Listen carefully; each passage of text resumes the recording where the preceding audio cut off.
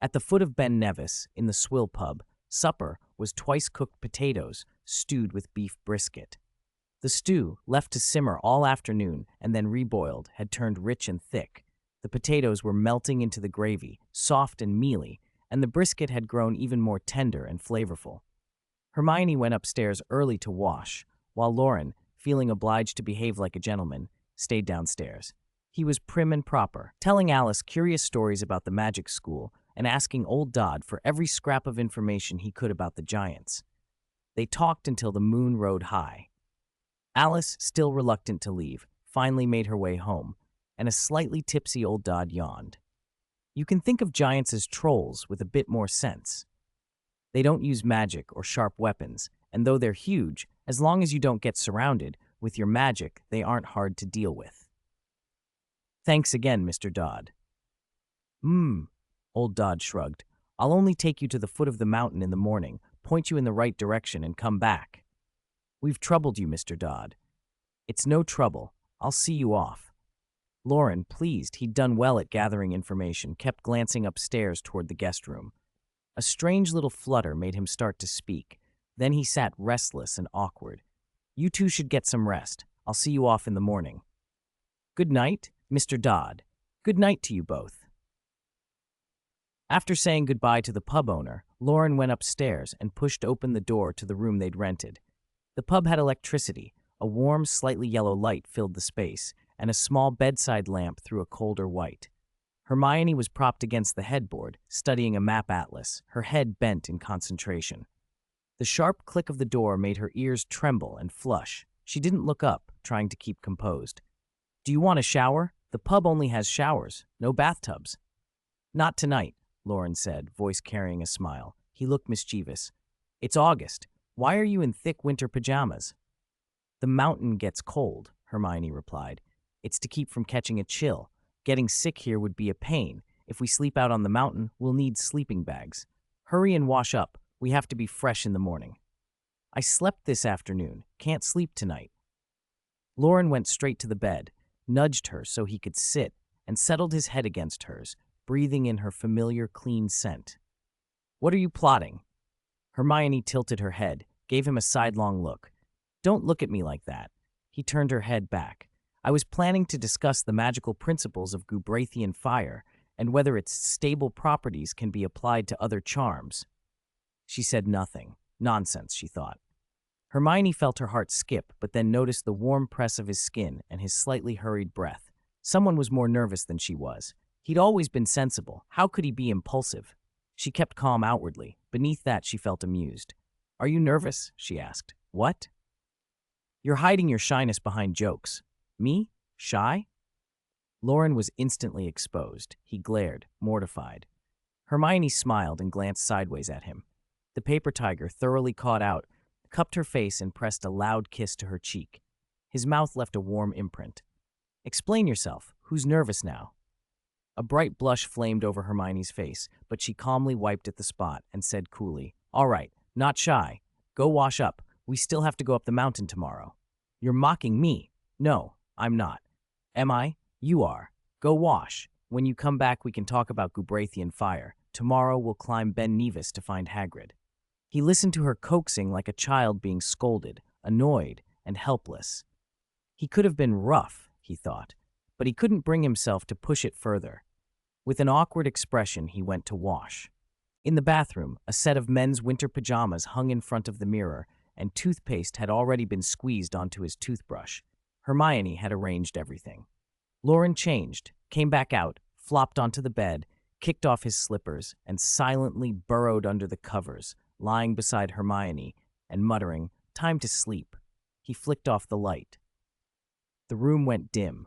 The curtains were drawn back so the clear moonlight streamed in, painting the mountains and the starry sky beyond the window silver.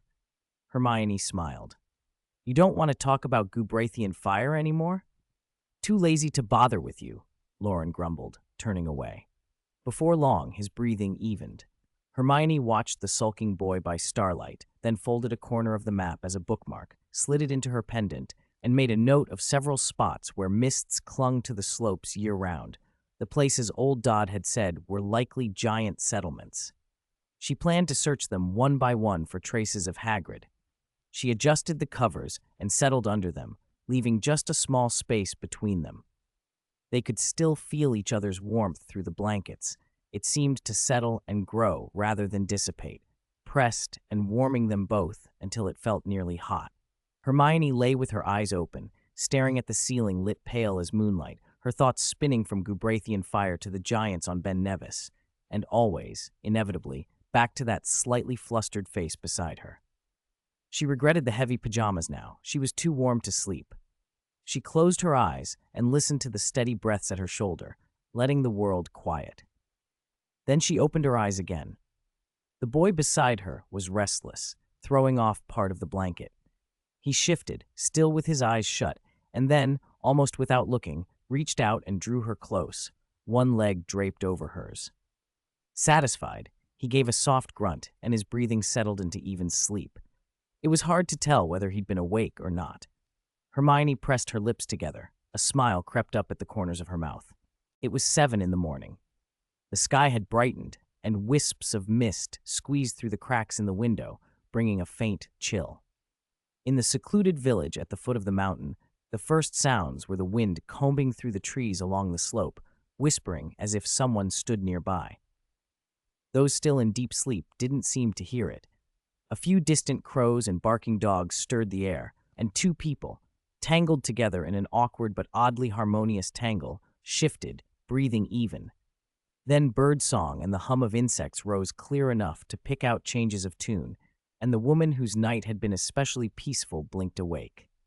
Hermione opened her eyes but could not move. A hand across her stomach and a leg draped over her had pinned her under the covers. She lay still, neither able to sleep nor wanting to disturb him, and tilted her head to study Loren, asleep beside her on the pillow. He smelled like Loren, neither a single distinct perfume nor the sweet tang of orange peel, but a private scent that made her feel steady and safe. He was more placid asleep than awake, his face softened, almost handsome, if one could ignore the hand and leg claiming her. The wind at the window picked up and whispered. Loren's brows twitched as if annoyed. Somewhere, a neighbor's dog barked energetically. Loren frowned and took a breath. A bird landed on the sill and began to chirp loudly, having apparently found an insect. Loren could bear it no longer. He burrowed deeper under the quilt and tried to drown out the noise. "Get up. We're going up the mountain after breakfast," he grumbled. "Kiss me and I'll get up." Loren hummed, his hand exploring up from her stomach to curl around her neck. He buried his face in her hair and breathed in.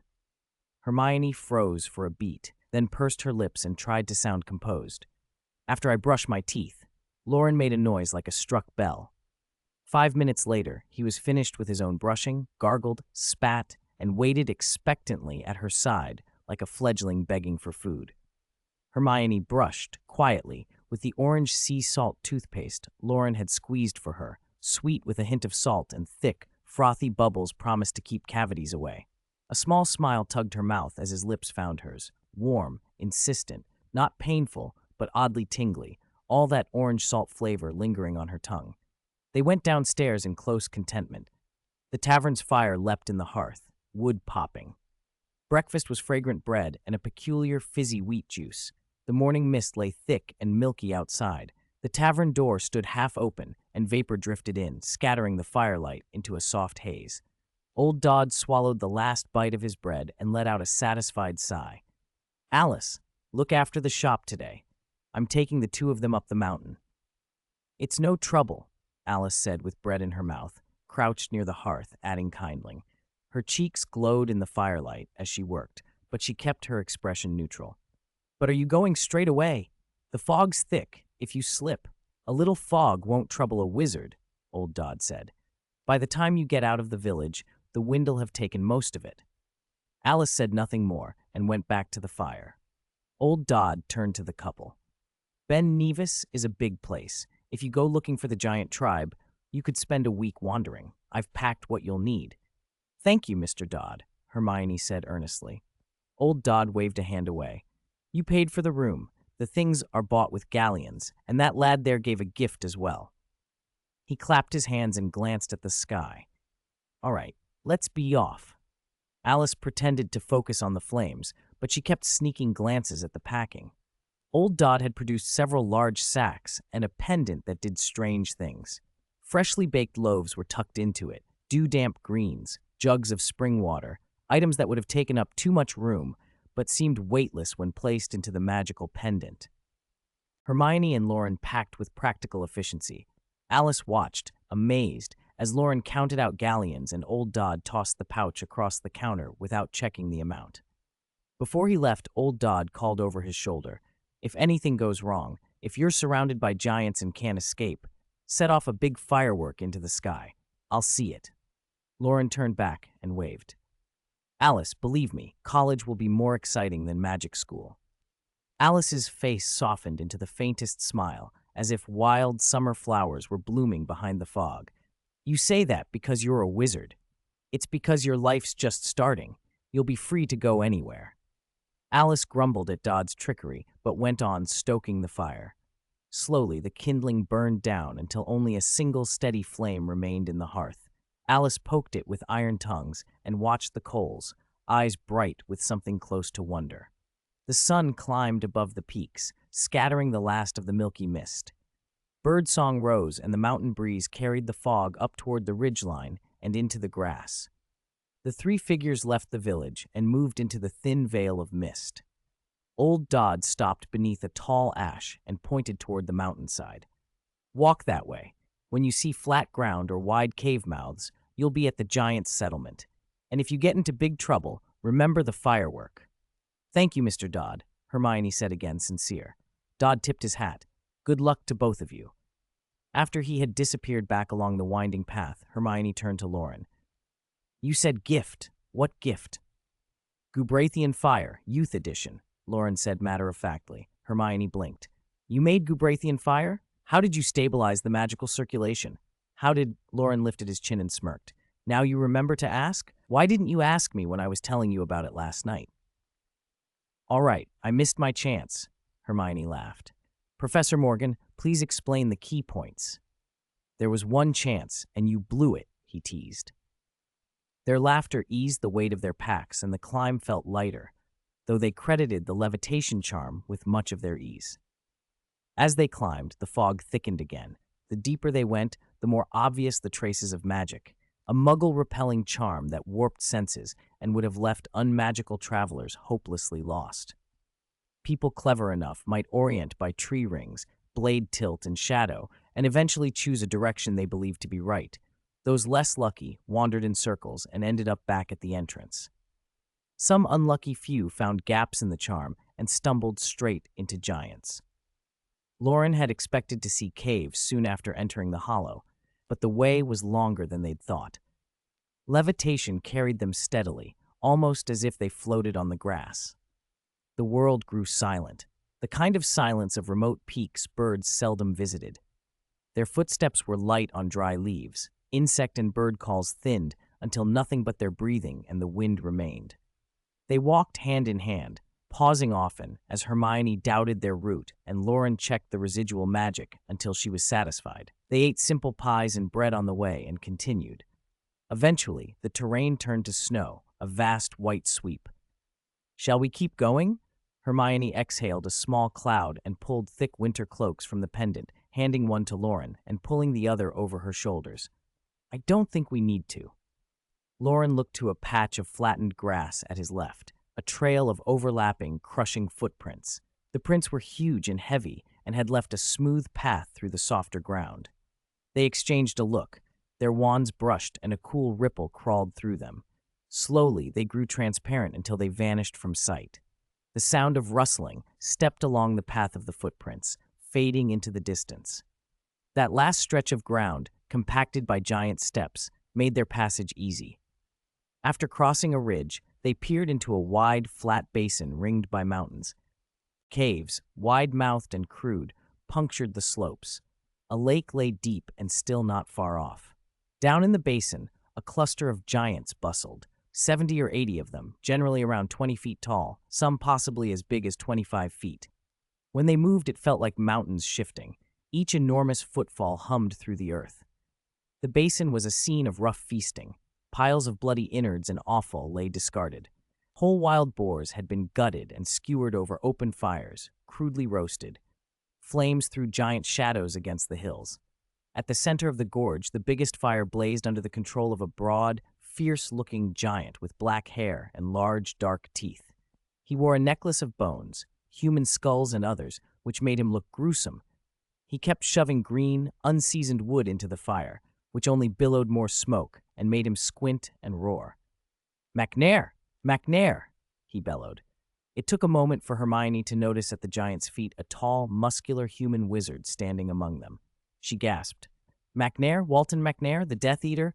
The man from the Committee for the Disposal of Dangerous Creatures?" Loren squinted, studying him for a long second. "Yes, it's him." Hermione's stomach dropped. "Death Eater's here too.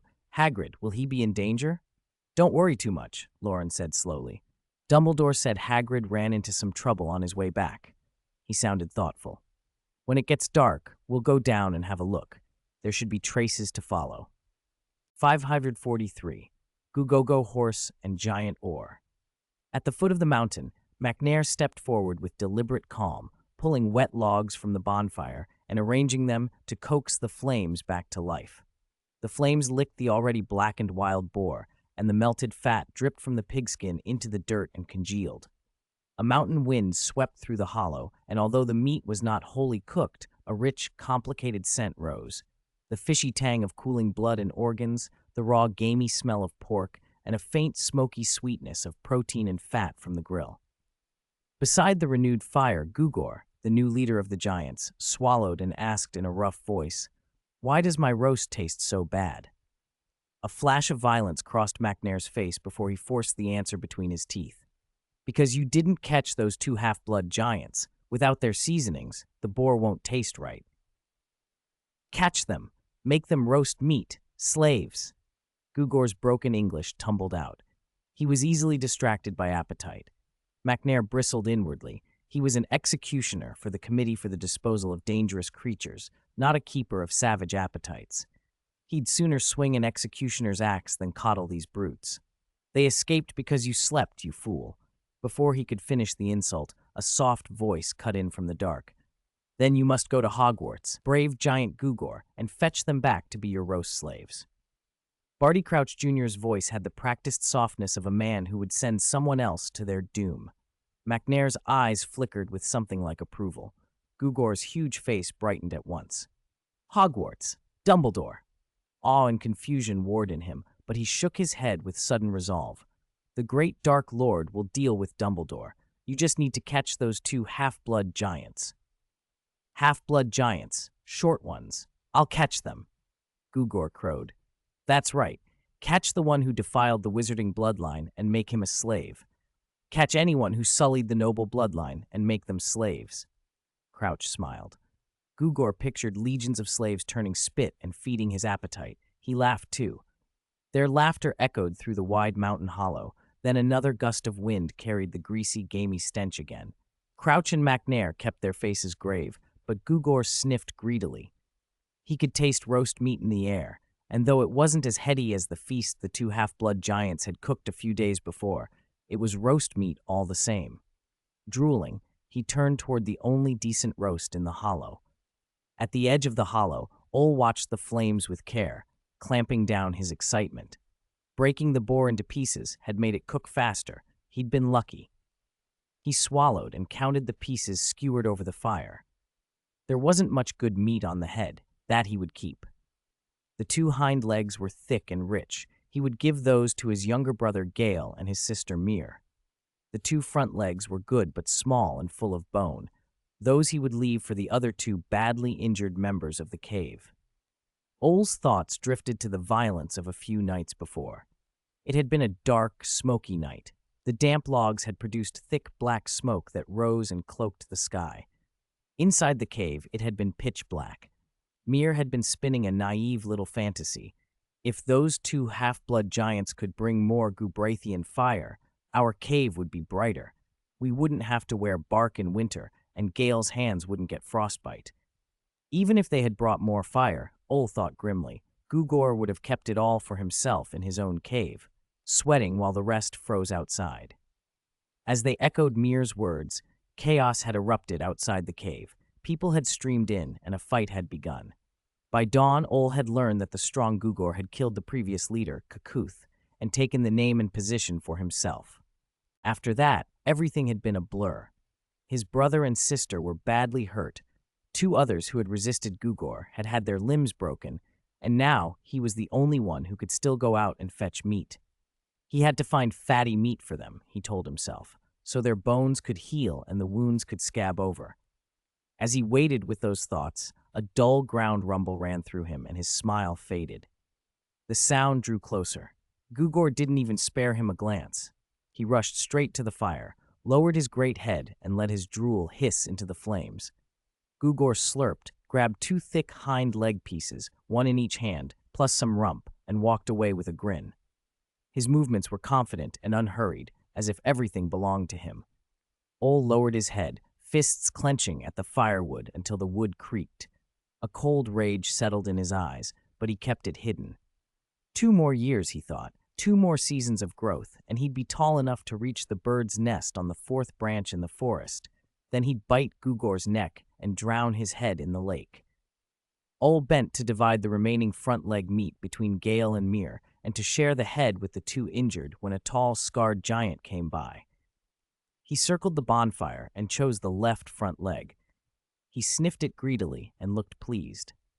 Ol barely mattered to him. The man was of Gugor's faction, and anyone who had ties to the half-blood giants or who wouldn't submit was lucky to escape with his life. Ol reached out to stop him and growled a low warning in the Highland giant's tongue.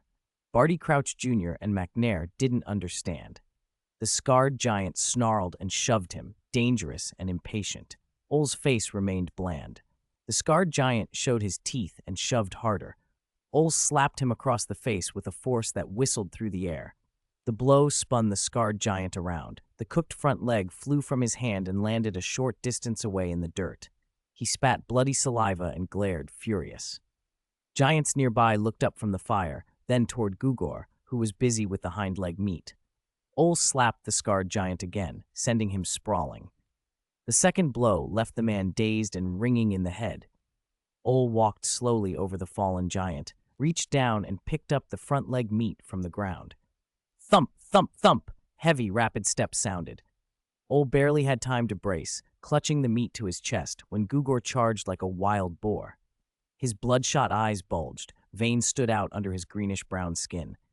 Gugor was now the tallest, most feared fighter in the tribe, and he would not tolerate insolence. He roared and struck, a crushing blow to Ol's abdomen, as Gugor stopped abruptly and twisted his hips to deliver the full weight of a giant's fist. Ol exhaled from the force and could not suck in a breath. The front leg flew from his hands. Gugor followed with a knee into his chest and then an uppercut to the jaw. Flesh and bone met with sickening sounds. Teeth flew. Ol's body was lifted off the ground by the impact and then pounded with a flurry of fists, elbows, and boots. The dull thuds of flesh and bone echoed across the hollow. On the ridge not far away, Loren and Hermione watched in stunned silence. They had seen the wonders of magic and Hagrid's brute strength before. Hagrid had broken trees and charged spiderkin, but nothing matched the brutal, direct force of these 2 giants. Hagrid wasn't half as tall as either of them. The fight near the bonfire was nearly over. Ol lay battered and broken, barely able to stand. Gugor grinned with savage satisfaction, grabbed him by the collar of his bark-treated clothing and inhaled a lungful of air. Roar! The sound burst from Gugor like an explosion. Air rushed from his throat, his thick vocal cords vibrating with popping echoes. The roar rolled through the mountain hollow and on to the snow-capped peaks, lingering as a low tremor. No one focused on the avalanche that slid from a distant mountaintop. All eyes were on the giant at the fire. The sour smell of stale breath mingled with the greasy aroma of roast meat and a salted Ol. He coughed, and a trickle of crimson ran from his mouth. His breathing became sharp and uneven. Gugor laughed, flung him aside, and sat to finish the meat. After he had eaten and drunk his fill, he stalked back to his rock cave with the 2 Death Eaters. The others in the tribe pulled Ol to the mouth of his family's cave to see what could be done for him. Night fell. Dim starlight and the faint reflection from nearby snow made the hollow barely visible. On a ridge to the west, a rounded boulder broke the howl of the wind and sheltered two figures. "There are only 70 or 80 giants left in the tribe," Hermione said, her lovely brow furrowing. "And their leader beats his own kin like that. If he keeps this up, they'll destroy themselves before we even have to fight the Death Eaters." Loren tore a last scrap of cold meat from a beef rib and chewed slowly, savoring the salt. "Let's go see the giant in the rock cave who was nearly beaten to death," he said. "What?" Hermione hesitated. The day's violence replayed in her mind. "That violent Gugor is with the Death Eaters. He's surely our enemy. The giant who roasted meat is an enemy of our enemy. He might become an ally." Loren washed his hands in hot canteen water and added, "And I have a feeling Hagrid might be in that giant's cave." Hermione's curiosity warred with caution, but Loren's logic nudged her forward. "Don't forget," he smiled, raising an eyebrow. "We're wizards. If we fight in a confined space, they won't necessarily have the advantage." A few minutes later, like two nimble stoats slipping over the rocks, the pair moved down the ridge. They crept along like moonlight across the snow and finally slipped into the foul-smelling cave at the edge of the hollow. Tick-tock! Tick-tock! A crisp, repetitive drip echoed from the cave's depths, like stalactites sweating groundwater from the rock. Each droplet hit the pebbles and splashed, and the sound seemed to make the air colder. There was no light in the dim hollow, only the moonlight reflected from the snow, barely brightening a few feet of the path. The reek of rotten meat hung heavy, as if a freshly slaughtered boar had been left to rot. Loren and Hermione picked their way along the cracks of the inner wall.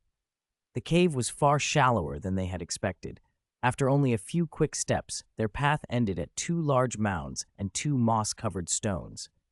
The two looked at each other, black eyes reflecting the same confusion. They had reached the end of the passage. Where were the giants? A low wind began to whisper through the cave, making the air hum.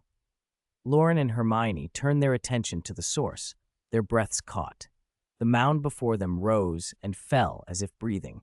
It was not a pile of earth, but a curved, towering spine. The two mossy stones were not boulders at all, but heads covered in thick, fern-green hair. Their cheeks were bruised and purple, battered to the point that their usual skin tone was lost. Their coarse, cold-weather garments of bark and hide were in tatters. Swollen, purpling sores and open wounds showed on their torsos and shoulders. They looked partly eaten away by injury. These sleeping giants were not the same ones the wizards had glimpsed earlier that day. Their wounds were grievous, more than the usual bruises, but not yet fatal. As Loren and Hermione watched, a new sound threaded through the dripping and the wind, a guttural, mournful sobbing. It was enormous, deep, muffled, the vibration of a throat like drum skin. They lightened their steps, climbed over the two undulating mounds, and followed the sound of the rumbling sob. Deeper in the cave, two smaller giants were tending to one of the injured. One was male, one female.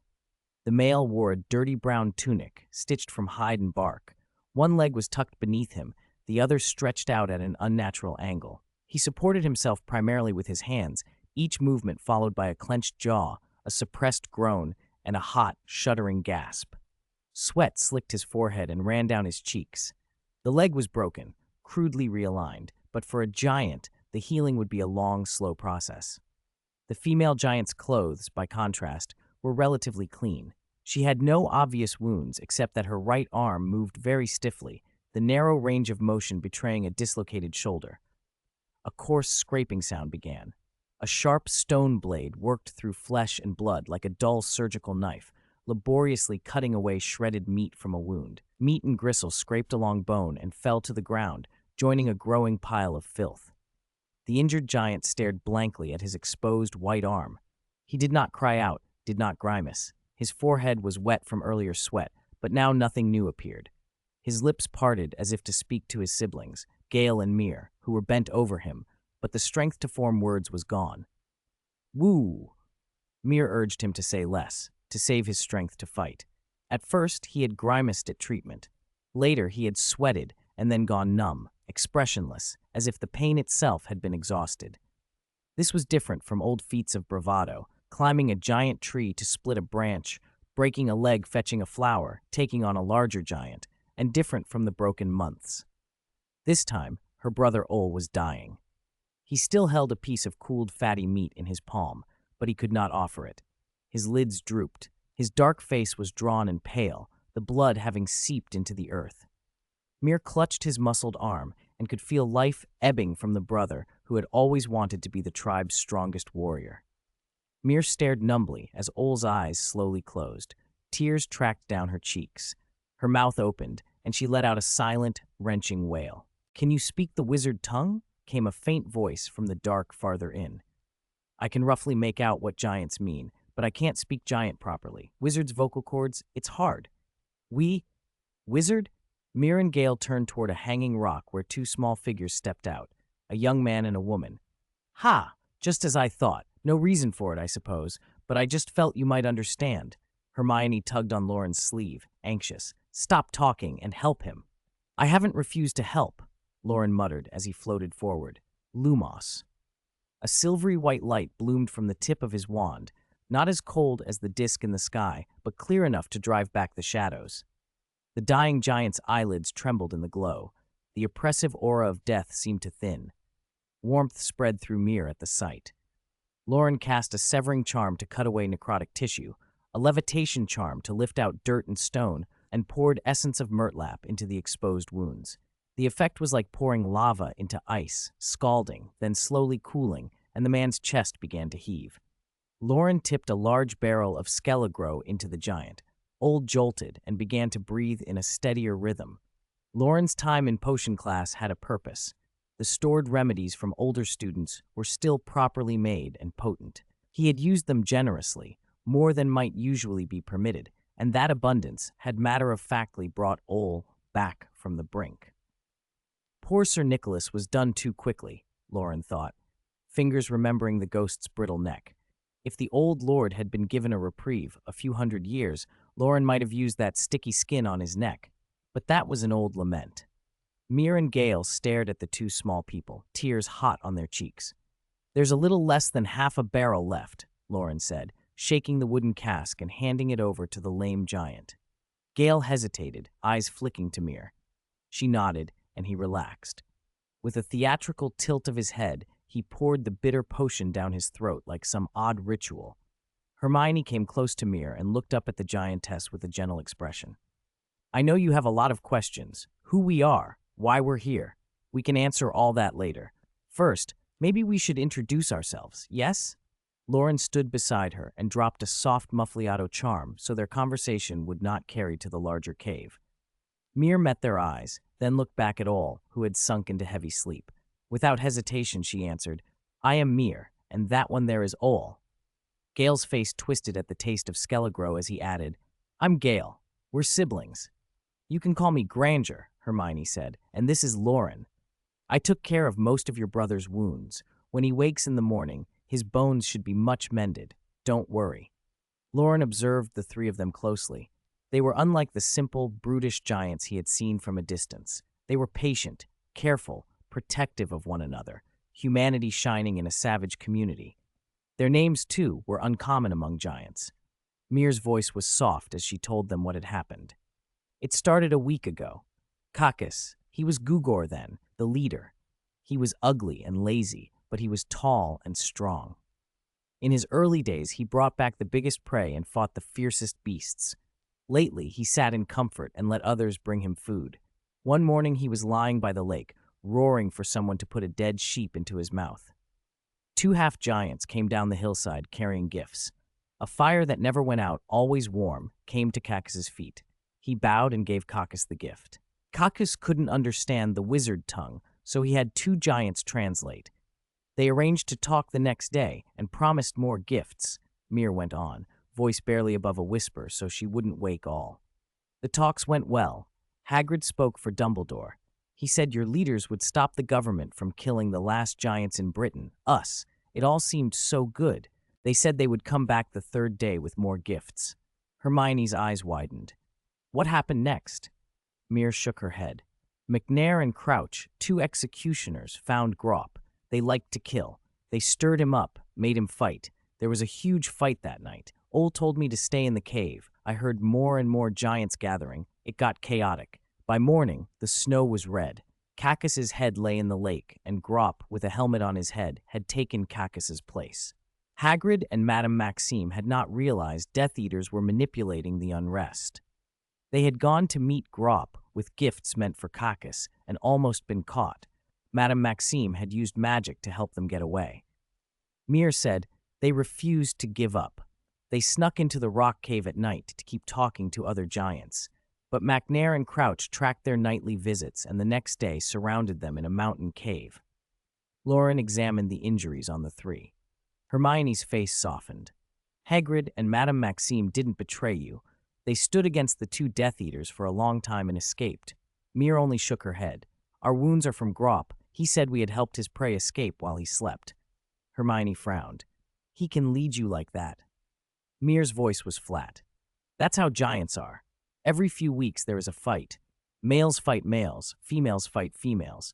We either beat someone half to death or get beaten. When one dies, the rest keep living, keep fighting. For food, for fire, for caves. In your wizard tongue, you would call it an instinct to destroy ourselves. Loren narrowed his eyes, studying the three siblings. They were different, calmer, kinder, protective. Mir's light in the eye was not just grief, but something else. He leaned forward and asked quietly, "What about you? Why are you different?" A faint light flickered in Mir's eyes.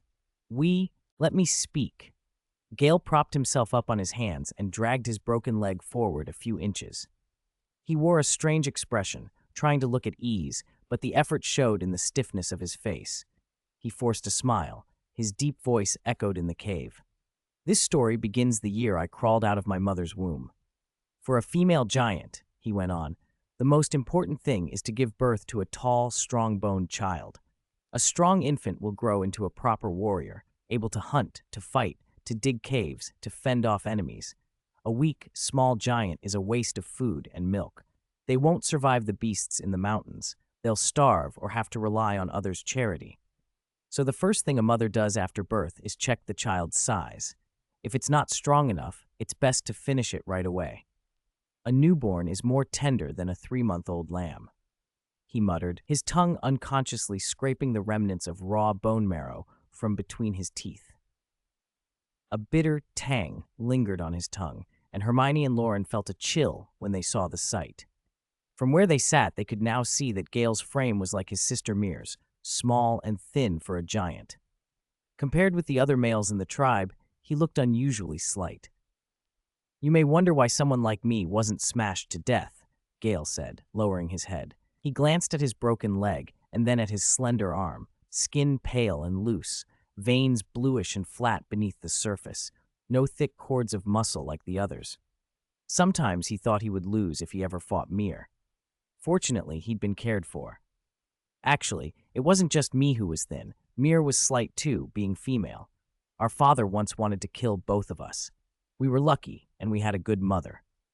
Before the giants were driven up into the high mountains, many of them had been slaves of the Dark Lord. A slave's life belonged to their master. Even parents could not dispose of their child without permission. Protected by the Dark Lord, Gale had survived. Their food had come from him. He'd even received enough bran to live on, though his lazy, greedy, foolish father always took the better portions, leaving him barely enough. Hunger was the most vivid memory of his childhood. Pain and being bullied came next, because weakness invited cruelty. Gale pressed his palm gently to his broken leg. A dull ache radiated from the fractured bone and pushed distant memories into focus. Life didn't stay easy for long. Giant slaves weren't kept for housework. They were used for other things, carrying heavy loads and as cannon fodder. Whenever battles came, my parents and the other giants were sent to the front. They used their thick skin to absorb flying flames, shapeless blades, or the green light of instant death. Those of us who weren't large enough to be proper meat shields watched from the high ground behind. "Cruel Death Eaters," Hermione whispered, voice soft with sympathy. Loren watched Gale openly. He had thought the giant's intelligence might come from clever parents, but Gale himself was the unlikely source. His speech was fluent, his logic clear. Gale sounded intelligent, almost too self-aware for a giant. "After watching those charges again and again, I discovered something. If you run a bit slower, you survive, so I told my parents." Gail's voice went low. Everyone had to lean forward to catch it. They tried my idea. My father, who hated me, stopped on the battlefield to argue, and he was executed by a hooded Death Eater. Died? Mir echoed, taking his place in the story. Only one of us was left at home, our mother, raising 3 underage children. Because of the times, life was oddly easier for a while. The Death Eaters supplied food, and we didn't have to go to the front. Our eldest brother's strength and Gale's cunning kept us alive. That lasted until the Dark Lord fell, and the giants were driven into the mountains. Gale's voice tightened. Because I was thin, I didn't like the rough games the other giant children played. I preferred to listen to the wizards who watched us, and bit by bit, I learned your language. And he taught me. Mir took over again. Mother survived the wars, but not the migration. After we settled in the cold, barren peaks, she fell ill and soon died. We barely survived thanks to our eldest and to Gale's wits, until a week ago, when strangers came and we saw death at our cave entrance. Loren looked at her steadily. Do you hate us? We're Dumbledore's students. It was he who defeated you-know-who over 10 years ago, which destroyed the life you had and forced your migration. And it was Dumbledore who sent Hagrid here later. Don't say that, Hermione hissed, tugging his sleeve. Being Dark Lord's slaves wasn't a good life. They were dragged into battles as cannon fodder, and it wasn't Dumbledore who forced you to migrate. He protested to the Ministry and gave you a chance to live. Hagrid didn't cause your harm either. Mir's eyes were huge with gratitude as she looked at Loren. No, we were rescued from despair. We owe our lives to you. You're very intelligent, more than many wizards. Loren glanced at Mir's swollen shoulder and without hesitation sent a soft white healing charm from his wand. It's easy to work with someone smart. I want to make a deal. A deal? Mir repeated. 12 Grimmauld Place. The cleanup operation to renovate the dilapidated house was still underway. Most rooms had been cleared. Only old Black family belongings remained to sort through. Sirius, supervising a few remaining young wizards, went through piles of debris with a weary air. Valuable antiques were set aside, usable alchemical supplies were catalogued, and relics of the Black family's ostentation that could not be sold were being treated as junk. This is a posthumous work from a medieval painter with a very long name. It may be worth something. Let Mundungus sell it for the Order's funds. Sirius tossed the oil painting into a nearby box. George and Fred glanced at it, eyes bright. They muttered about whether the painting could be a startup for Weasley's Wizard Wheezes and whether the Order could be considered seed capital. This is a two-way mirror, Harry. Come here, Sirius called. Harry, dust smudging his cheeks like a calico cat, picked up the small ancient mirror. A two-way mirror? What's it for? One side is yours. The other is connected to another mirror in a different place, like a Muggle telephone. Wipe it, call my name, and I can talk to you no matter where you are. That's brilliant. Ron rushed over, eager for a demonstration. They chattered until Molly's growl from the kitchen sent them back to work. Sirius's hand froze as he uncovered a tapestry at the bottom of a pile. Harry and Ron helped pull it free. Although it was old and chewed in spots by doxies, gold threads still glinted through the faded fabric. A sprawling family tree was embroidered across it, reaching back to the Middle Ages. 2 embroidered lines ran across the top, the most ancient and noble house of Black, always pure. Ron peered at the bottom of the tree and frowned. Sirius isn't on it. Harry remembered his godfather telling the story once, but had never heard it in full. Sirius gave a small, wry smile and pointed to a charred round hole in the tapestry. I used to be, he said. When I ran away, my dear mother burned me off the family tree. Creature likes to mutter about it. Ran away? George and Fred supplied the missing details between themselves. He must have been 16. I was about 16, Sirius admitted. I couldn't stand the house, couldn't stand the people. Where did you go? Harry asked. To James's house. Harry's parents took me in, treated me like a second son. Like you, Harry, when you spend summers at the Burrow, I was welcome. My uncle Alphard even supported me for a while. I stayed with the Potters during holidays until I was 17. Then my uncle died and left me some gold. After school, I set myself up and looked after myself. Mr. and Mrs. Potter never refused me dinner. He ran a hand through his messy hair and gave a short, humorless laugh. 17 years. Not bad for someone they wanted to cast out. He trailed his finger over the last names on the tapestry. My parents were fanatically obsessed with pure blood. They believed in the black family's inherent nobility. My brother Regulus was soft and believed them. He joined the right circles at school and did well. I thought he'd carry the name on. An elderly house elf appeared quietly in the doorway, unnoticed until then, and listened with tears streaming down his face. Sirius's expression darkened. But that idiot, he joined the Death Eaters and died under mysterious circumstances. What do you mean? Harry asked. He died before Voldemort's fall. No one knows how. He wasn't killed by Aurors. He wasn't important enough for Voldemort to have him killed himself. I suspect another Death Eater murdered him. Maybe he wanted out and paid for it, Sirius sneered. For the Dark Lord, it's lifelong servitude or death. Don't slander him, squealed a high, shrill voice. Creature darted forward and snatched the tapestry, his face wet with snot and tears. He clutched the fabric to his chest.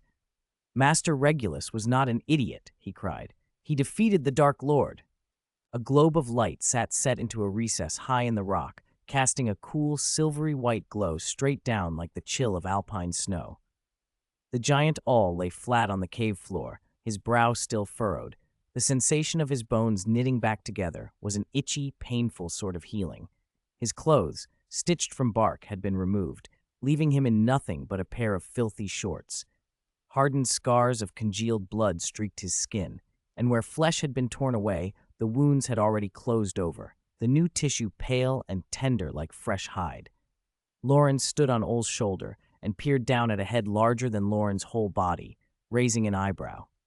He hadn't expected his first biological alchemy to use a giant as material. From his pendant, he plucked a clump of unicorn hair and scattered it into the air. The white strands dispersed and floated, each filament glowing a soft, milky light. The pure magic in the hair resonated together, trembling. Loren extended his staff. A slender, milky beam surged from its tip and was absorbed back into the staff, where it congealed into the ink for an alchemical pattern. He set the ink against the giant's brow. Loren drew a circle over the left side of Ol's chest, where a dull, ceaseless thudding could be felt, and from that circle he traced out curved, intricate sigils that nearly covered the torso. He etched a warped array along the veins, with the heart as the center. The milky light began to darken with blood-red hues, an eerie crimson glow, as if this new magic were acting as another beating heart, circulating like blood. Only once those foundations were in place did Loren begin to plan the finer patterns, how to make the skin thick but not rigid, the muscles tough but supple, and the joints both flexible and stable. Gale watched every motion with hungry interest. Alchemy represented the wizard's knowledge, an almost godlike miracle of magic, the power that kept humans dominant. It was forbidden knowledge to most other races. Seeing the white strands transform into sigils across the giant's massive body, Gale's mind drifted back to the terms of the recent deal. The wizard named Morgan had offered an irresistible price. Considering that you'll need great martial strength to rule the giant tribe, and to make sure our agreement lasts, given the way giants fritter away their time fighting one another, I worry you'll be ganged up on and killed. I can give you some help. What kind of help? Loren had asked. Power. A little, but useful power. Across the cave, Mir sat with her back against the stone, knees drawn up, her expression dazed. Alchemy, magic, human wisdom, so enviable, she murmured. Hermione stood nearby, watching intently. Without turning her head, she said softly, Giants have minds too. We use clothes to keep warm, hunt and gather for food. Like humans, you are intelligent beings. Mir glanced at the light set in the rock above them. We're not like humans. Humans can use wisdom to create all sorts of wonders, making their people stronger and stronger. Most giants in our tribes are beasts of instinct. They want only to eat and stay warm. Once they have a warm cave and enough food, they start fighting each other. Because they lack a concept of society, Hermione said. What is that? Mir asked. It's hard to explain simply. It's something that would make giants stop killing one another. Once fed and warm, they'd use their strength for other things, things that make the tribe stronger. Mir's large eyes lit for a moment, then dimmed. It's useless. Of the surviving giant tribes, only we siblings and a few old folk who won't see another winter can think like that. Even if you showed the idea of society to them, they wouldn't look twice. Hermione tilted her head. It's not entirely their fault. They grew up in an environment that never taught them to think. When they're hungry, they look for food. When thirsty, they find water. When cold, they find shelter. Your powerful bodies let you overcome most beasts and even magical beasts. You can climb to higher ground to find water, dig caves with bare hands. Over time, you gave up the habit of thinking. So our strength has hurt us? Mir widened her eyes.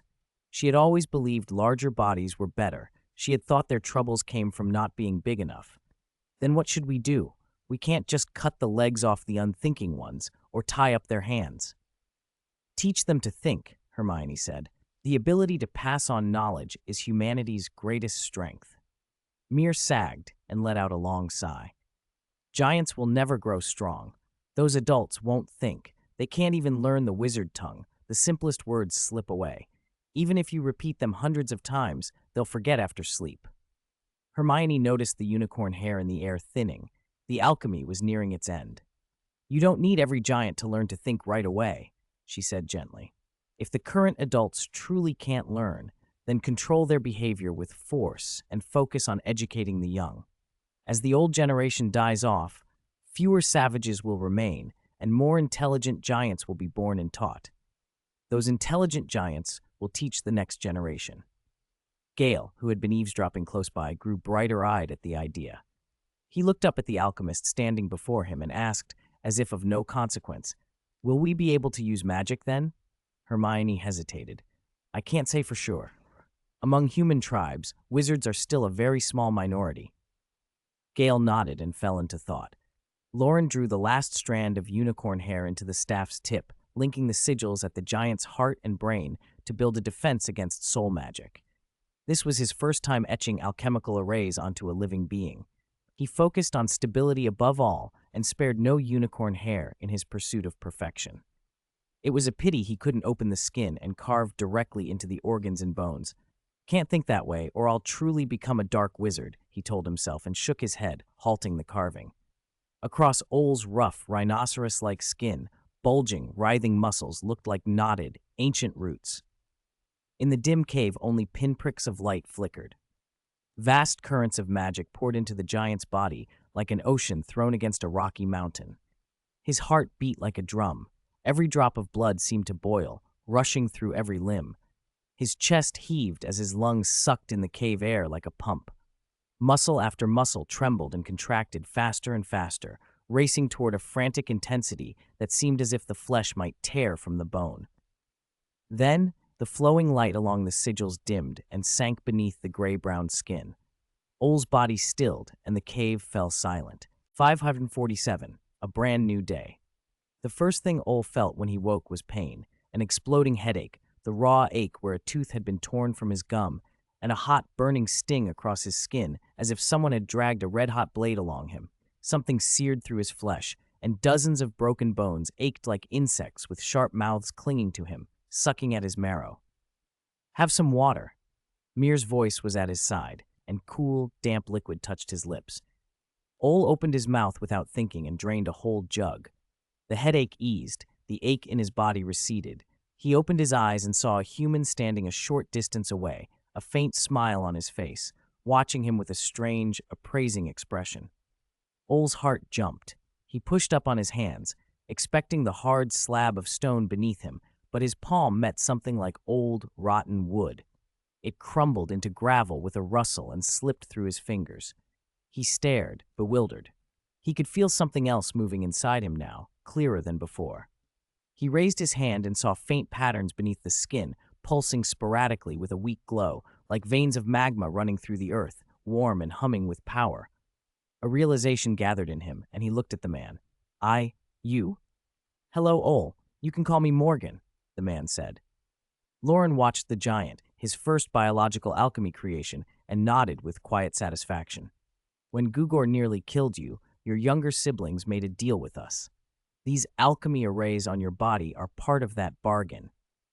Seeing Ole's startled expression, he spoke gently. "Don't worry, we are not like the Death Eaters. We won't send you out as cannon fodder. As long as you can keep the other giants from siding with the Death Eaters, I won't interfere with your siblings' lives for a long time."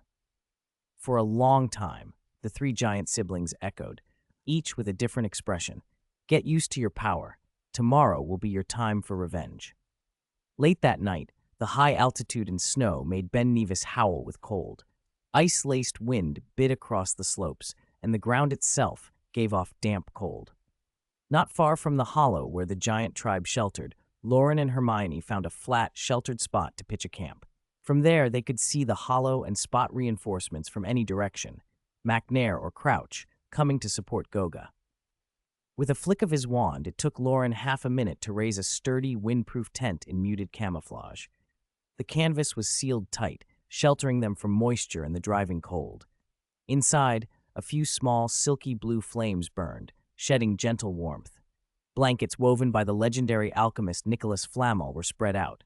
They held body heat so well the sleeping area felt warm and almost stuffy, and they didn't bother with sleeping bags. Tomorrow after sunset, Mir and her siblings will attack the cave where Goga is, Hermione said, still muttering as she planned.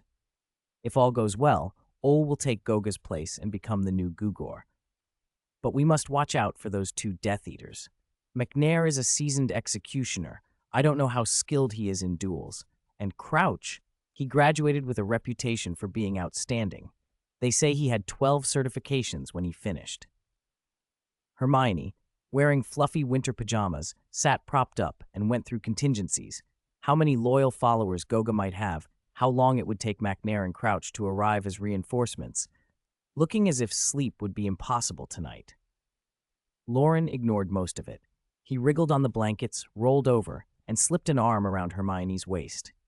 She was warm and slender. He pressed her down, buried his face in the side of her neck, and inhaled. A soft hum from her throat quieted her talking immediately.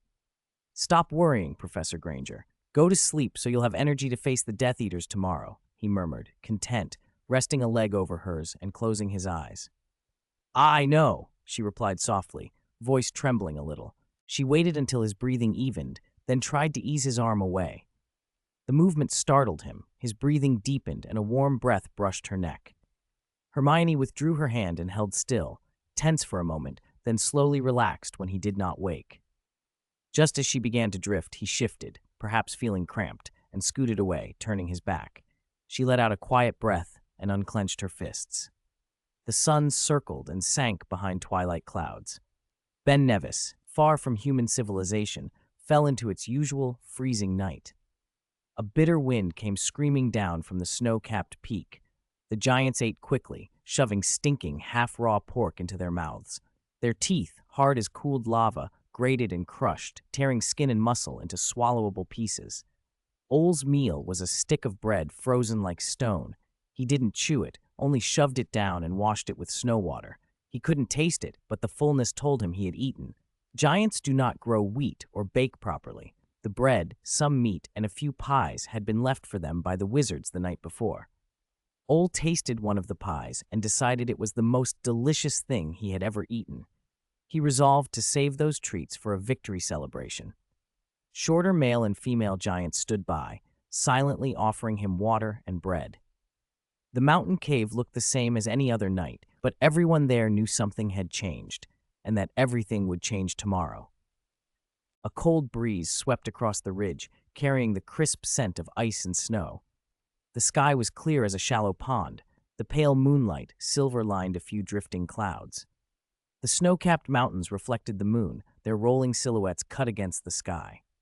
On a sheltered flat near the crest, an unusually handsome wizard and witch sat side by side. The witch rested her chin on her knees, watching a bonfire flickering in the distant woods. Her expression had grown serious. That was the Death Eater camp.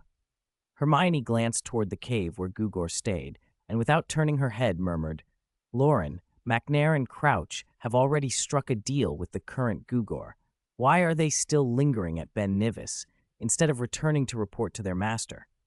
Loren held out his palm. A neat levitation charm made his wand hover a few inches above it, spinning in the air. "I'm not entirely sure of the details," he said, "but I suspect they're building a road." "Building a road?" Hermione frowned. "What do you mean?" He watched the spinning wand. Hagrid could barely be moved when there was only one giant. Imagine trying to take dozens or hundreds of them. Voldemort wants the giants under his command, but he's in stealth. He can't attract ministry attention, and he certainly can't openly transport that many giants to London to imprison them. They'll have to live here until they're needed, then be driven to the battlefield. So they need a way for giants to travel back and forth easily. Hermione's eyes brightened with understanding. A portkey, or maybe a fireplace out of the Flu Network's notice. A portkey seems most likely, Loren agreed. After all, our Professor Moody is experienced. He's very good at making portkeys. Hermione thought of the Triwizard Tournament's transformation into a portkey and felt a spike of worry. We had Ole take over the giants, and once he became leader, he refused to cooperate with the Death Eaters. But what if they don't let them be? They've already located the tribe. We're about to leave and return to Hogwarts. If Voldemort sends more Death Eaters, what will Ole and his sister do? That's a good question. Loren canceled the levitation charm, caught his wand, and looked toward the hollow's cave mouth at the ridge edge, his gaze distant. After this is over, tell Ole and his sister what you're worried about, and see what they plan. For a tribe to be strong, they have to learn to face outside threats on their own. If they expect wizards to solve every problem for them, they'll remain dependents, slaves to wizards, never an independent people. Hermione pursed her lips. Moonlight gleamed in her clear eyes, carrying the worry. Loren put an arm around her shoulders and gave her a gentle shake. Let's talk about the battle plan. Who was it that wouldn't listen to me last night and now wants to talk strategy? She teased. Who was it? Tell me and I'll teach him a good lesson. Loren mock-glowered and scanned the area for a target, then shrugged. Looks like he's not here. Let's talk later. Right now, Macnair and Crouch. Hermione rolled her eyes, but Loren ignored the disdain, rubbed his cheek against hers, and laughed. When we face the two Death Eaters, Crouch will be yours. Macnair will be mine. It'll be good practice for your first duel. Oh. Hermione nodded, taking him seriously. She knew he meant to develop her combat skills. With Loren's explosive charms, odd mirror magic, and powerful transformations, she wouldn't be without support, but a solo duel with a Death Eater mattered. Loren's tone turned analytical. Macnair is a veteran Death Eater who somehow escaped punishment years ago, but his dueling skill is mediocre. From what I can sense of his magic, he's not much stronger than an ordinary adult wizard. If you fight as you've practiced, you should beat him. The main thing is your headspace. He's been an executioner on the Committee for the Disposal of Dangerous Creatures for over a decade. He's cruel and relentless. You must stay calm and not let him rattle you. Hermione took the instructions like a student memorizing textbook points, committing each warning to memory. Now it was time for practice. Meanwhile, in the largest cave in the Hollow, Gugor lived in the best space. The cave had once belonged to Kakus and his wife. For a decade, the tribe's best possessions had been kept there. Thick animal furs were spread as bedding. Strips of dried meat hung in the inner dark. The most striking thing, though, was a golden flame that leapt from a stone plate. It needed no wood, gave off no black smoke, and burned endlessly. Warm and bright. Gugor grinned and shifted his gaze. Nearby lay a bronze helmet, etched with complicated, mysterious patterns. The two half-giants who had given it to Kakus had called it indestructible and told him any giant who wore it would be invincible. The two half-giants were small. It was hard to tell who the strongest warrior in the tribe was. Kakus, fat-headed and foolish, had long been unfit to be leader. Unfortunately, he hadn't had time to put on the helmet the night he was overpowered. He'd been pressed down, his neck bitten through, and his head thrown into the lake. In the tribe, the giant who kills the Gugor becomes the new Gugor. That was how it worked. Goo, immortal fire. Gugor couldn't manage the whole name, but he still admired the flickering flame. He sat up and blew toward it. The shadows in the cave swayed as if the whole mountain had trembled. The two giants on guard were startled awake and cried out, which made Gugor laugh. As he opened his mouth to mock them, another figure moved in the swaying shadow on the stone wall. A giant, not very tall, ran with long strides and in a blink had burst from the dark cave mouth to stand before the two guards. With a cracking sound, he bent his shoulders and struck both guards simultaneously, fists landing hard on stomach and diaphragm. Who? Who? The two doubled over and collapsed, gasping. The young giant's face, which should have been dying in a cave, glowed in the firelight. Delicate lines of light tracked over his skin, making his scarred features look almost godlike. He kicked the two limp bodies aside and walked toward Gugor step by step. Gugor's breath quickened. He snatched up the helmet beside him and forced it over his head, then roared at the approaching giant. Roar! The deafening roar echoed around the cave, spilling out the entrance and setting birds in the Ben Nevis woods to flight. Gugor lowered his shoulders and charged to strike the same way he had before, intending to incapacitate the newcomer instantly. Ol stopped, every muscle coiled, and stared. He measured the distance, raised his fist, and punched down. Thump! The 25-foot tough-bodied Gugor went flying from the impact. The metal helmet gave out a dull ring like a bronze bell struck by a hammer. Gugor tumbled, his mind blank. Fresh blood dripped from where the helmet met his forehead, hot and stinging. Ol flexed his fist. The skin had split, but he knelt beside Gugor and struck the indestructible helmet again and again. Thump! Thump! Thump! Crimson blood splashed onto the floor as the force of Ol's blows ran through the rock, making the whole mountain tremble. 549.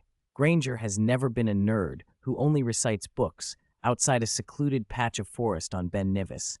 The clearing was a miserable place to camp. There was water nearby, perfect mosquito breeding ground, and it was high summer, so the air hummed with insects until MacNair, driven nearly mad by the noise, flung a linen-wrapped packet of potion residue into the fire. Thick white smoke seeped out, and almost immediately, the mosquitoes dropped from the air. Quiet settled over the camp. A nasty smile spread across MacNair's face.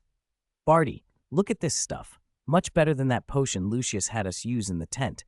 I heard Severus learned this recipe in Africa. They use a lot of fumigation potions there." Barty Crouch Jr., busy a few paces away, was examining wooden boards laid out before him, planning how to fashion a large portkey. Portkeys were usually disguised as useless, inconspicuous things, old boots, broken buckets, discarded jackets, so nobody would touch them. But he needed one big and sturdy enough to move giants. In that case, it had to be obvious too, something a fool could spot without hesitation. "Severus went to Africa?" Crouch asked, lips dry. "When? The reports I sent Lord Voldemort didn't mention any trip." "Who knows?" MacNair snorted. "Potions masters are always off to odd places hunting ingredients and recipes. Probably didn't think it worth reporting." Crouch's expression hardened. "Whether it's worth reporting is for Lord Voldemort to decide. I'll include it when I report back." MacNair shrugged. He had no taste for internal squabbles. Compared to those who shared Voldemort's favor, he was inconsequential. Crouch felt the sting of being overlooked. He was about to say more when a distant, hoarse roar split the night. From the trees behind them, a flock of birds exploded into the air. "Something's up with that Gugor." MacNair spat. They exchanged a look. With a quick flick of their wands, the two Death Eaters dissolved into rippling black mist and rose, streaming toward the hollow. Moonlight spilled over the late summer scene, painting rocks and bracken in silver. Two figures on the ridge straightened and brushed themselves off. Since the troll incident in their first year, they had drilled dueling relentlessly. First basic offense and defense, later timing and coordinated hexes. Hogwarts had even offered dueling courses. Their scores had outstripped most of their peers. Between lessons and the Triwizard Tournament, they had studied advanced combat transfiguration and honed a practical, aggressive style. Tonight, the practice continued. Loren drew on the rising magic within him, held his wand at a diagonal, and slashed it upward. Piercing spell! Two crimson beams screamed through the air, cutting toward the black mists. The mists stuttered, faltered, and dropped awkwardly toward the ridge where the two stood. 30 feet apart, wands in hand, both sides braced and wove spells like dancers. "Long time no see, Moody. No. Professor Crouch?" Loren called, voice carrying. "Professor Crouch, your defense against the dark arts class last term was marvelous. Why quit so suddenly? Found a better-paying job?" "Loren Morgan, Hermione Granger." Barty Crouch Jr. recognized them and scanned the slope, expecting others in ambush. Seeing no cover or hiding places below, he relaxed only slightly. The sudden attack had startled him. Seeing it come from two underage wizards made a cruel smile creep across his face again. Dumbledore sends his students out to play soldier and thinks they'll survive? I'll turn you both into dust on Ben Nevis. What a gentleman, Loren mocked back. We greet you politely and you threaten your students? No Crouch family courtesy at all. What's the matter? Did your father fail to teach you manners? A flash of anger crossed Crouch's face. Ah, right. Your father was murdered by you, wasn't he? Left in pieces. No wonder you took a new father who didn't teach you decorum. Hermione glanced at Loren. Was that one of those emotional provocation exercises from dueling class? If so, well practiced. Barty's face darkened. He licked his lips and the word came out low and cold. I've changed my mind. I'm going to make you understand manners the hard way. Before you die, I'll put you under the Cruciatus until sunrise. Walton McNair, nearby, rolled his eyes and leveled his wand at the young witch. A leering red light gathered. As a key member of the Committee for the Disposal of Dangerous Creatures, he had built a reputation as an executioner, chopping heads, dispensing sentences. His colleagues called him a butcher, and he liked it. Over the years, he'd increased the committee's death toll until executions were the norm, and in the process, he'd grown adept at the unforgivable curses. His eyes glittered at the thought of making a child scream. Crucio! A red beam, thick with malice, struck at Hermione and hit an invisible shield with a metallic clang. The red light shivered in Hermione's eyes, bright, resolute like a distant galaxy. The magic of the Cruciatus battered against the shield charm again and again, flaring outward in sparks until it broke apart and fizzled. Loren glanced across, frowning. Why didn't it rebound? The Unforgivables are different, Hermione said, steadying her breath. Her eyes shone with a calm precision. The nervousness she'd felt earlier vanished. Crouch, annoyed at McNair for stealing the initial pleasure of the attack, found himself surprised that the young witch could fend off a sneak Crucio at all. McNair, too, stared at her in astonishment. Careful, Crouch warned. She's top of her year. Her dueling isn't inferior to many adults. Got it. McNair swallowed down the urge to gloat, and the two pairs fell into an unspoken division of targets, spreading out along the leeward slope. Crucio! The command rang out, and the duel exploded. Spells braided across the ridge, brilliant jets of light, shields, hexes. Rocks and soil took the blows, kicking up dust that thundered into the cave mouth and joined the roar of the skirmish. Hermione had fought plenty, banishing a mountain troll with fire in her first year, standing beneath Devil's Snare, once even holding the sword of Gryffindor against a would-be thief of the Philosopher's Stone. She was no mere bookworm. After the Triwizard Tournament, she'd practiced against champions from Hogwarts and Ilvermorny. She had an aggressive, precise style, and she dominated most bouts. McNair, seasoned and brutal, initially dismissed her as just another underage Muggle-born witch. He'd been an executioner for years. Even a novice Death Eater could kill her. But the barrage kept coming in tight, coordinated waves, and her defense was nimble, unerring. The more she blocked and redirected, the more his confidence eroded. Still, he never believed an underage witch could overpower decades of experience. They struggle like beasts facing the axe, only making their deaths uglier, he sneered, throwing unforgivable curses with practiced cruelty. Hermione stood a yard to his side, wand like a foil. She launched small, precise attacks and met incoming curses with deflective finesse. Deflecting a spell like the Cruciatus required exact control of angle and force. Most people needed a trained partner's help. Hermione could only rely on her own sense and the buildup of quiet practice. Diagonally upward, diagonally downward, straight ahead, just a little more. Got it, she thought, tuning her movements. Her wand flicked upward in a clean arc. Magic collected along the vinewood tip, forming a slightly angled transparent shield. When the whistling Crucio struck, it met that shield with a crisp clang, and to McNair's shock, the red beam rebounded at full speed, straight back at him. His pupils shrank. He'd never been hit by his own Crucio. Pain like invisible hands reached inside his chest and gripped his heart. The world swam. Routine reflexes saved him from the beam's full force. He rolled and scrambled, but the magic grazed him, and nearby greenery crumpled and dried where the red light struck. McNair scrambled up, cold sweat beading at his temples, his heart pounding so hard it seemed to hit his ribs. How could a fourth-year child do that? Gritting his teeth against the throb and the dizziness, he scowled at Hermione. Hermione tightened her grip, annoyed with herself for not following up while he was off balance. Had Loren seen? Would he scold her?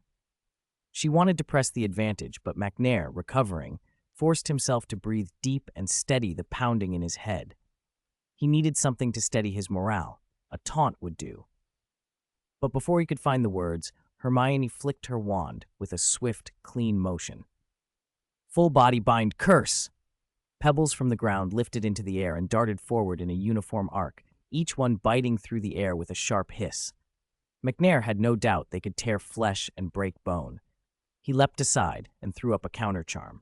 Instinct nudged his tongue toward the crucio, but his voice faltered, and the utterance slid into stupefy instead. The hesitation was the crack Hermione had hoped for. She smiled inwardly as the stupefy, thrown a beat too late, pinged off her translucent shield and detonated against the rocks at McNair's feet, flinging debris outwards. He grimaced and dodged his own exploding spell. He didn't notice the cluster of the small stones he had just avoided. They had gathered nearby and trembled, as if waiting for a signal. 550. New Gugu bright moonlight lit another confrontation on the battlefield. Loren's earlier taunts had shattered Crouch's composure. The Death Eater vowed to torture him with the Cruciatus until dawn, and his spell work backed it up. Waves of Crucio assaults, mostly the red, writhing pain curse, rolled toward Loren. There were one or two other curses among them, but no killing Avada Kedavra. The red beams, full of malice, collided with spells of other colors and sent off explosions like summer thunder, deep, heavy detonations. As collisions multiplied, Crouch, who had been watching Loren's condition, grew serious.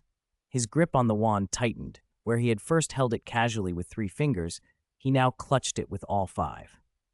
What looked like brute force spell slinging hid a subtle contest of tactics.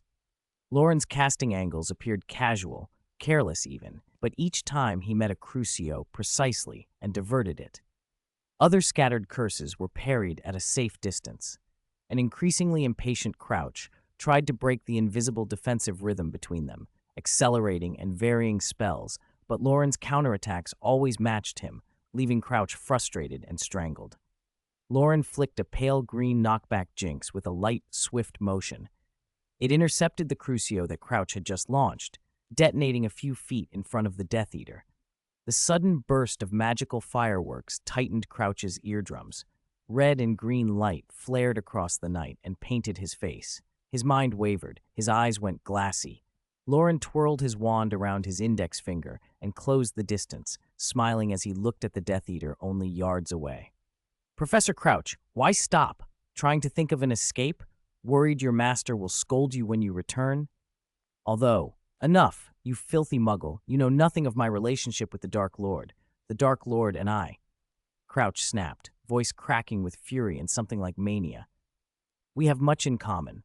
We both had terrible fathers. We both carried our fathers' disgraceful names.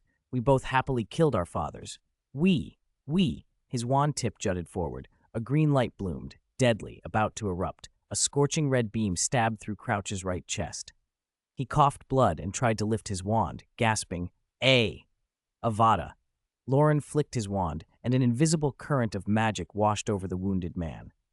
Where Crouch had stood, twitching and bleeding, a white ferret lay instead, just as Loren had once transformed students into small animals during the last school year.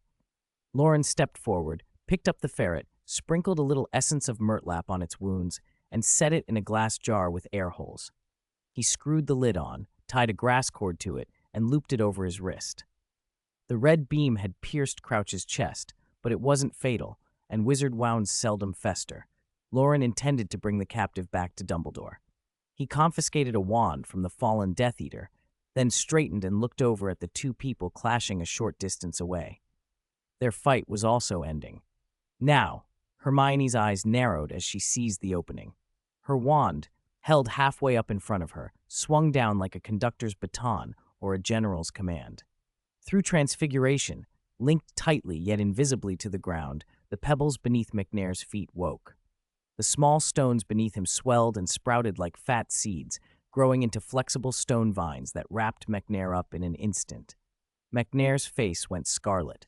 Shock bulged his eyes. The force of the sudden constriction compressed his chest and forced the air from his lungs. He hadn't expected a fourth-year witch to withstand an unforgivable, nor that those flying pebbles were a transfiguration medium. His wrists were pinioned by the stony vines, his fingers clenched but could not grasp, and his wand fell from his hand. Hermione stepped forward, scooped it up, and prodded the trapped Death Eater with the tip. When he failed to respond and slumped unconscious, she exhaled in relief. Loren watched McNair's contorted face, blood vessels straining, the man's features drawn tight. To spare the little witch from nightmares, he jogged over and dropped another white ferret into a nearby jar. Hermione blinked at the captive, uneasy in a way she couldn't name. She looked up and asked, "What do we do now? Go look for Ole and Mir?" Loren tightened the jar lid and listened to the constant heavy thudding echoing through the mountains. "We'll go when it's light. For now, find a good place to watch the sunrise." "Watch the sunrise," Hermione nodded. After a real battle, after facing naked malice and defeating a known Death Eater, she felt anything but calm. Sleep would not come. Her eyes gleamed with excitement. Loren could feel something in her had shifted by degrees in the fight. The two found a flat, clean rock and before the fog thickened, wrapped a blanket around their shoulders. They rested close, heads leaning together, and spoke softly about the battle they had just fought, about the unforgivable curses, and about controlling the tempo of an engagement. They talked about the late Mr. Crouch, about how they'd tell Dumbledore, and about the future of the giant tribe. The dull thudding kept on all night and finally stopped as dawn broke. On a western ridge, Loren's lashes fluttered.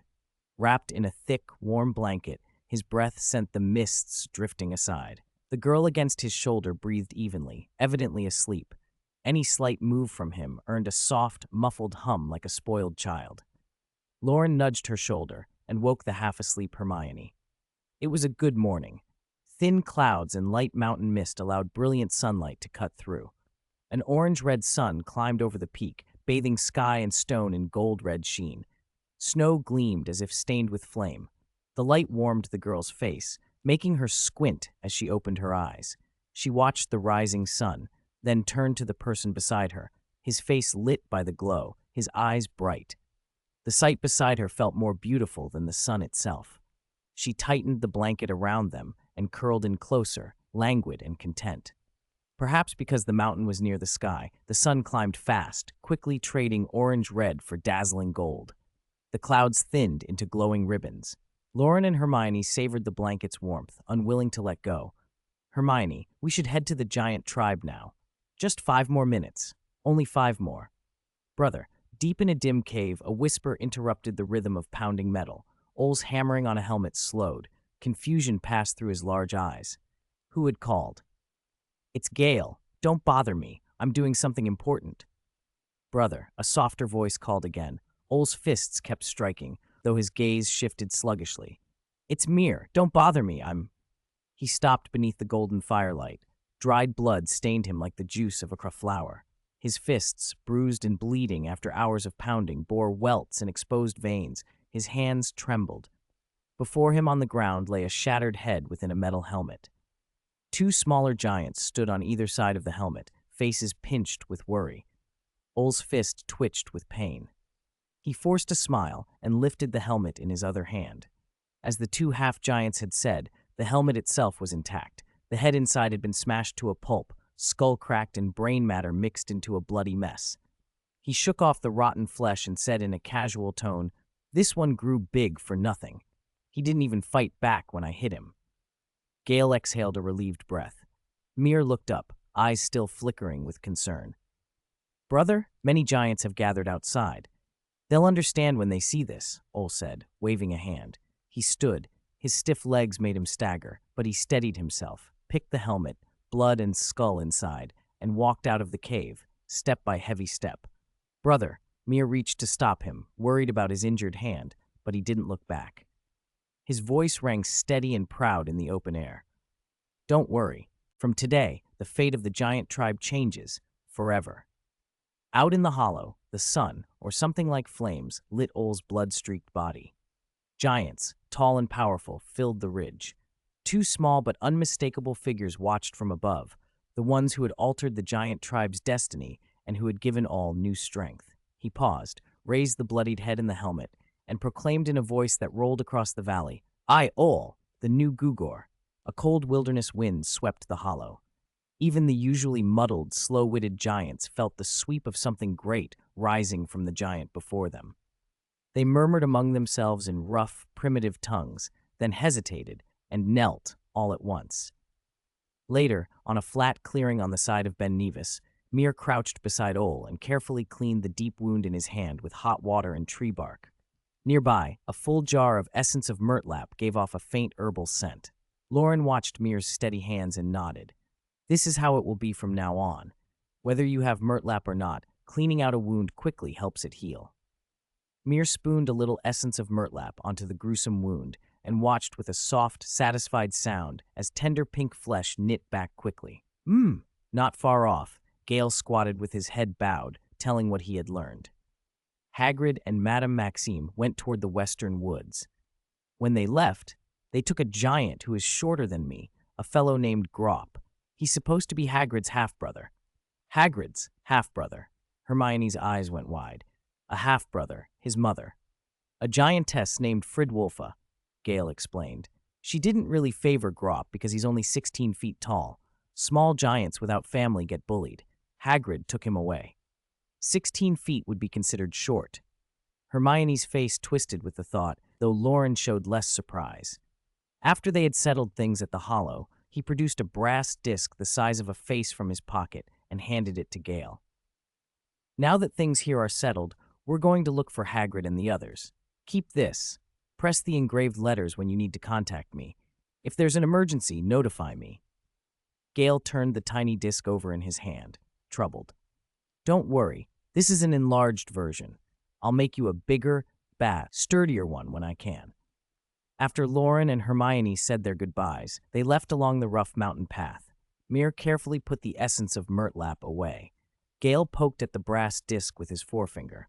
All watched the two figures recede among overlapping rocks and then suddenly asked, "Are we Dumbledore's people now?" Gale shook his head, clutching the disc before tucking it away. He needed to hide it somewhere safe. Ol looked puzzled at his brother's refusal. Gale answered quietly, "We are Loren Morgan's people." Mir's voice, soft as a breeze, added, "We are Loren Morgan's people." On the slopes of Ben Nevis, Loren stretched lazily and crawled out of the tent. They had stayed up late the previous night and, once the moon had risen, set up camp and gone straight to sleep. Hermione was still sleeping soundly, in his arms, but she had woken earlier than he had and slipped away before he stirred. Outside the tent, a transfigured stone table held cups of hot milk, a loaf of bread, and some fried bacon. It wasn't a lavish breakfast, but for camping in the wild, hot food felt like a luxury. Hermione stood nearby in a denim jacket and jeans. The snug fabric showed the curve of her figure. A clear orb of water hovered in front of her, conjured with aguamenti. She used it with a towel to give herself a quick wipe. When Loren came over and reached to put an arm around her waist, she casually handed him the wrung-out towel. "You have your own toothpaste and toothbrush. Hurry up and wash," she said. "After breakfast, we'll set off to catch up with Hagrid." "Oh." Loren squeezed the damp towel and grinned. Whenever she woke before him, she used to wait quietly until he woke so they'd get up together. Since leaving Grimmauld Place, they'd been forced into close quarters for nights on end. At first, with the giants and Hagrid's safety on her mind, Hermione hadn't reacted, but now, her cheeks flushing, looking away when their eyes met, she'd grown a little shy. Loren liked it. While they washed and brushed their teeth, Loren prodded, "I thought I saw you writing in your notebook this morning." "I was recording the situation of the giant tribe. There are similarities between the plight of giants and house elves," she replied. "Granger, Minister, you're brilliant," Loren teased. Hermione rolled her eyes. "You were clearly awake earlier. Why were you still in bed?" "Not in bed. If I hadn't been in bed, how would I have enjoyed the breakfast made by Granger, the minister?" Loren put away his toothbrush, unfolded the towel with a pleased face and wiped his face. Hermione's eyelids fluttered. A faint blush warmed her cheeks, and she turned away. They sat at the stone table and ate. The milk and bread came from her pendant. The bacon was a touch overdone, but hot and welcome. Loren praised it as he chewed. This milk's heated just right, perfect. This bread tastes like proper bread, and this bacon, I like it a little crisp. Shut up. Okay. Loren swallowed. After a beat, he added, Remind me after breakfast to feed the hamsters in the jar. If those two Death Eaters didn't die in the duel but starved to death as glass jar rodents, they'll come back as ghosts to haunt us. When did they turn into hamsters? Hermione said, catching a gap in his logic. Yesterday afternoon, I thought stoats were too big, so I shrank them into hamsters.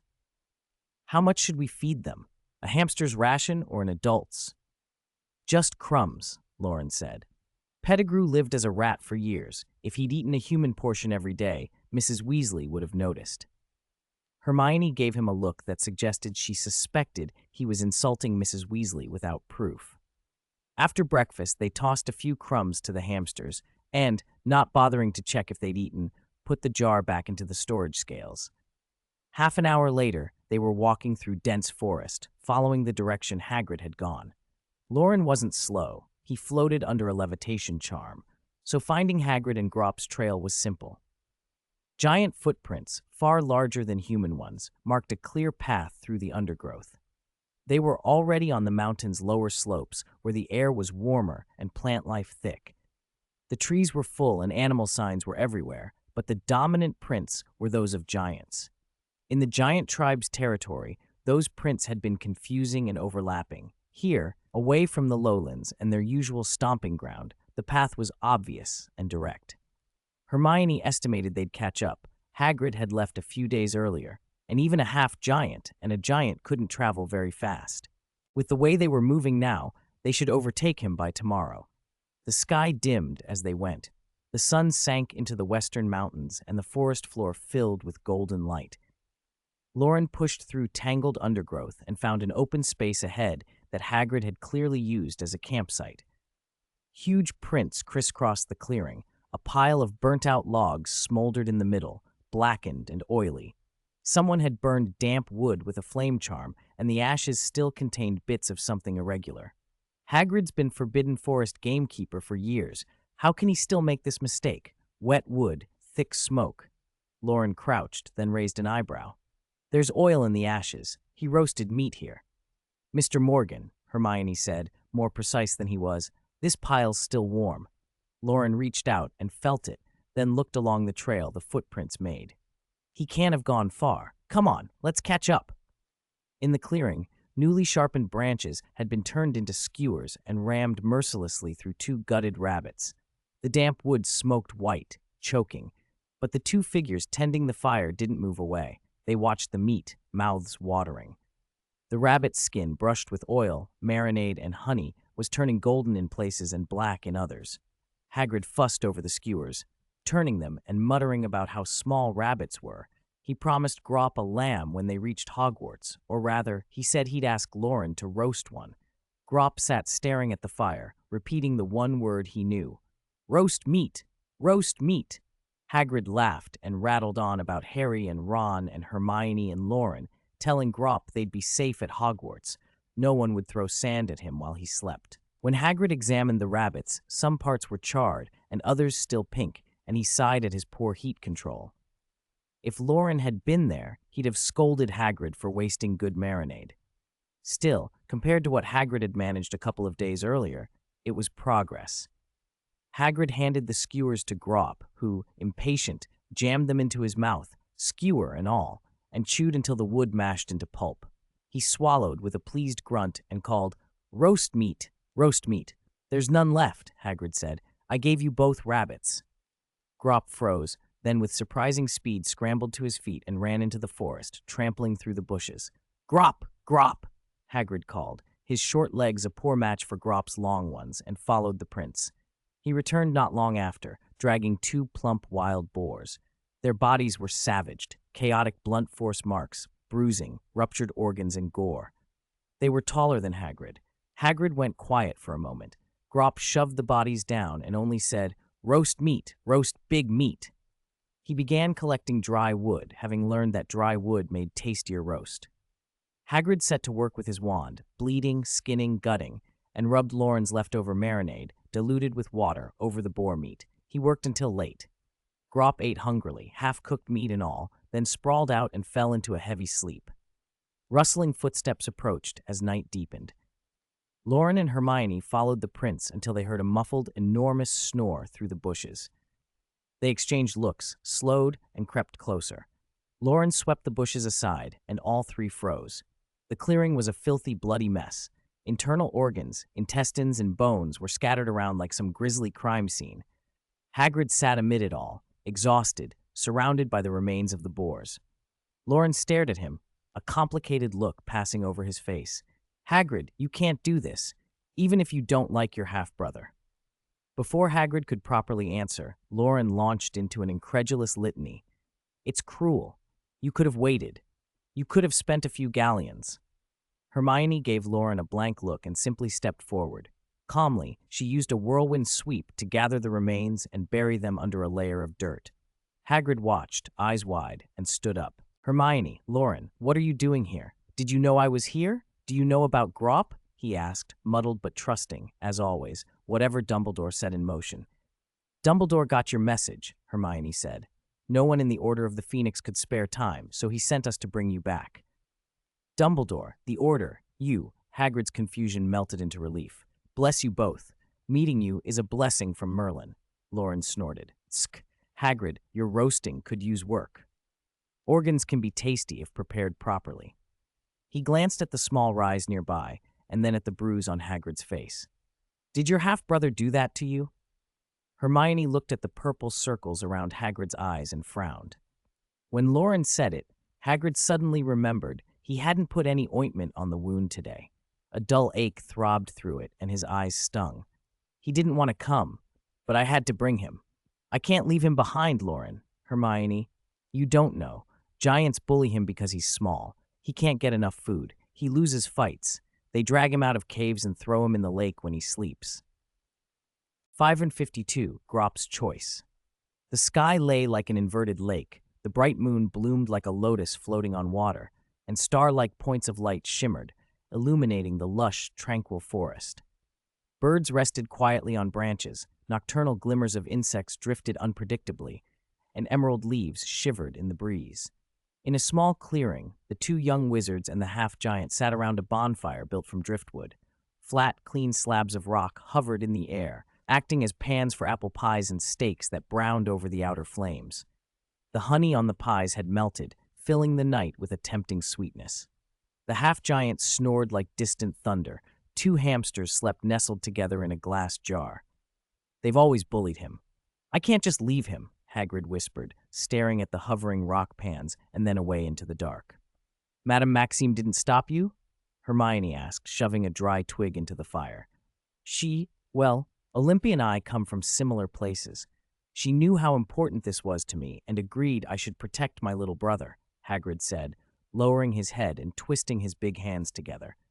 "But she soon tired of Grop a bit, and, truth be told, things were complicated. The giant tribe chose a new Gugor, and the High Horse and Death Eaters were on our tail. All the gifts and goodwill we'd tried to build were wasted, and school was about to start. Olymp's the headmistress of Beauxbatons. She had to go back to run the new term." Loren, who had been peeling sweet potatoes, nodded. Good reasons. Convincing." "She promised not to tell anyone," Hagrid went on. "That was important. If no one helps you, how do you plan to take him to Hogwarts?" Hermione asked. "Travel at night, when no one's about. Through the wilds. Grop can travel fast when he wants to if he'll cooperate, but he always wants to go back." Hagrid scratched his head and let out a nervous chuckle, as if it were a happy problem. "But now you're here. That'll make it easier. Put Grop in a roomy trailer or a crate, and travel will be easier. He won't throw tantrums. I'll admit, when he's cross, his swinging fists are frightening. He probably doesn't know how strong he is." "Hagrid, really, it won't be so troublesome this time," Hermione said, meeting his honest, open face. "The giant tribe has a new Gugor, the all you told us about. His siblings won't let anyone bully Grop. Send him back, Hagrid. He belongs there. He belongs to the giants." "Oh, yes," Hagrid stopped mid-sentence and glanced back at the sleeping Grop, a fresh panic tightening his chest. "The giant tribe's new Gugor, the three siblings who helped me, Steady Ol, Clever Gale, Kind Mirror, Grop will be cared for there. No one will bully him." Loren and Hermione fell silent. They took down the pies and steaks and gave the largest portions to the bruised, dazed Hagrid. They ate quietly, their chewing barely audible beneath the giant's snores. Hagrid kept wringing his hands. His murmurs dwindled to almost nothing under the rumble of sleep. "He can find food and water there. As long as no one's cruel, he'll be fine. Fine." When Hagrid was 2, his giantess mother Friedwulfa left. Disgusted by his small size, she abandoned her husband and son and returned to the giant tribe, never to be heard from again. He and his responsible father lived simply for a few years, depending on one another. At 11, Hagrid received his letter to Hogwarts. His life looked as if it might be happy and full. That good life lasted barely a year. In his second year, his father died of a serious illness. That same year, Hagrid was implicated in the Chamber of Secrets affair for secretly raising an acromantula. He was falsely accused and expelled, his wand broken. He had lived alone for almost 50 years. So when Dumbledore sent him to the Giants and he suddenly learned he had a half-brother, Hagrid was overwhelmed. He was a half-giant, expelled in his second year, without a diploma, illiterate. The mix of pounding heart and hot blood in him had no words. When he learned Grop was being bullied in the tribe, not getting fresh food or a good night's sleep, he made a bold plan: bring Grop back to Hogwarts. Time was short, and Death Eaters were still pursuing them. There wasn't time to think. Hagrid and Grop left in haste. Less than 2 days later, Olympe left. During the Triwizard Tournament last year, Olympe had been elegant and composed even when angry. This trip up Ben Nevis, she climbed rocks, slept in caves, ate cold bread without complaint. She never said it outright, but Hagrid knew she thought she'd been wrong to come. "Was I wrong?" Hagrid asked himself, turning again to the huge shape sleeping on the ground. Trees nearby had been uprooted. Branches of various sizes were used to roast 2 fat wild boars, all of which had gone into Grop's belly. His brother's head was round, topped with thick, fern-colored curls. His ears were plump, his neck almost lost in broad shoulders. He wore a rough, gray-brown smock of animal skin, probably something their mother had put together long ago. It was a little small now and stained with grease and earth. When Grop slept, the seams strained. His legs were tucked beneath him, filthy bare feet crossed on the forest floor. Can he really take care of himself with the giants? Hagrid wondered. The giant in the distance slept soundly. The half-giant opposite him ate pie in a kind of daze, as if biting into a rock cake, tasteless, distracted. Loren and Hermione did not probe Hagrid. Advice from outsiders is advice. Some choices a man must make himself. After they'd eaten and settled the camp, Hermione found a place nearby to rest. Loren shoved a few sweet potatoes into the embers, washed up, changed, and fell asleep late. Hagrid barely slept at all, fretting about arrangements. Grop's snores kept the night alive. Early morning, Loren dug the potatoes out of the coals. They were still warm. He peeled away the charred skins and spread the gooey sweet flesh on bread like jam. The 3 of them ate a small, sweet breakfast and packed up. Loren looked at Hagrid. He'd been troubled all night, with dark bruises around his eyes fading but only traded for deep circles. Hermione stared at the thunderously snoring giant and asked the question that had been hanging in the air. "Hagrid, have you decided? Are we taking him to Hogwarts or returning him to the giant tribe?" "Let's go back to the giants." Hagrid laughed, tears welling. He roughly wiped at his face and winced as he touched a sore spot. His voice broke. "You're right. He belongs with the giants. There he can run free, instead of coming back with me to the Forbidden Forest and being kept like some dangerous animal." Loren and Hermione felt a tug of sympathy and reluctance. "I'll wake him and introduce you." Hagrid sniffled and went toward Grop. His method of waking someone was peculiar. He took a long branch and jabbed hard at the middle of Grop's back. The branch met skin as thick as a rhinoceros and came away with a dull thud. "Roar!" The giant's roar made their ears ring. Grop pushed himself up with one massive hand, half rose, craned his head to see who had disturbed him. His features looked chiseled from a round boulder, short, broad nose, a crooked mouth full of yellowed, half-brick teeth. His eyes, small by giant standards, were a murky green-brown, half-closed from sleep. "You all right, little Grop?" Hagrid called cheerfully, retreating a few steps with the branch raised. Sleep well? Grop blinked, rubbed his eyes with dirty knuckles the size of cricket balls, trying to focus. Hagrid laughed nervously. Little Grop, I brought 2 friends. Remember? I told you about Loren and Hermione. They sorted out the trouble in the tribe. You can go back to your cave and no one will bully you. You wanted this. You can finally go back. Only then did Grop notice the 2 much smaller people standing nearby. He lowered his rock-like head and peered at them with murky eyes. Nolan, big roast meat, he rumbled. Yes, that's right. Oh no, not Nolan, it's Loren, Hagrid blurted, stumbling over the correction. Grop kept saying Nolan. Hagrid gave a sheepish smile and turned to the 2 visitors. Sorry, Loren, maybe your name's hard for him. Can he call you Nolan? Loren looked up, met Grop's gaze, and nodded with a smile. The giant sensed a gentle friendliness in that smile, like warm sunlight, and squinted. A dull pleasure creased his stony face. This is Hermione, Hagrid said. Hermione? Grop tried, only getting part of it out. Seeing Hermione's helpless look, Hagrid's smile turned wet with emotion.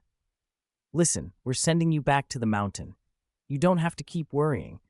Are you happy, little Grop? Oh! Grop seemed to understand and roared with delighted approval, scattering birds from the trees. Hagrid babbled on with practical instructions, not sure how much Grop would follow. Have your clothes altered when you get there. I'll have someone help. Don't drink from muddy puddles. Don't eat mixed-in stones. I'll come see you when I can. Grop didn't understand all the words, but he felt something in Hagrid's tone. He lowered his huge head and stared hard at the smaller man, at the face that had become familiar over the past days, and muttered, Roast meat, big roast meat. Hagrid's nose forced the words back, and he looked away from Grop's hopeful eyes. Oh, greedy Grop, he mumbled. We'll make you roast meat before we leave. Later I'll work out how to roast proper meat, and I'll come on holidays to make it. It's not that I can't roast meat, just haven't had good firewood these past few days. Meat wasn't right, and no seasonings. Grop searched for something to focus on, and suddenly his huge hand shot out toward Loren.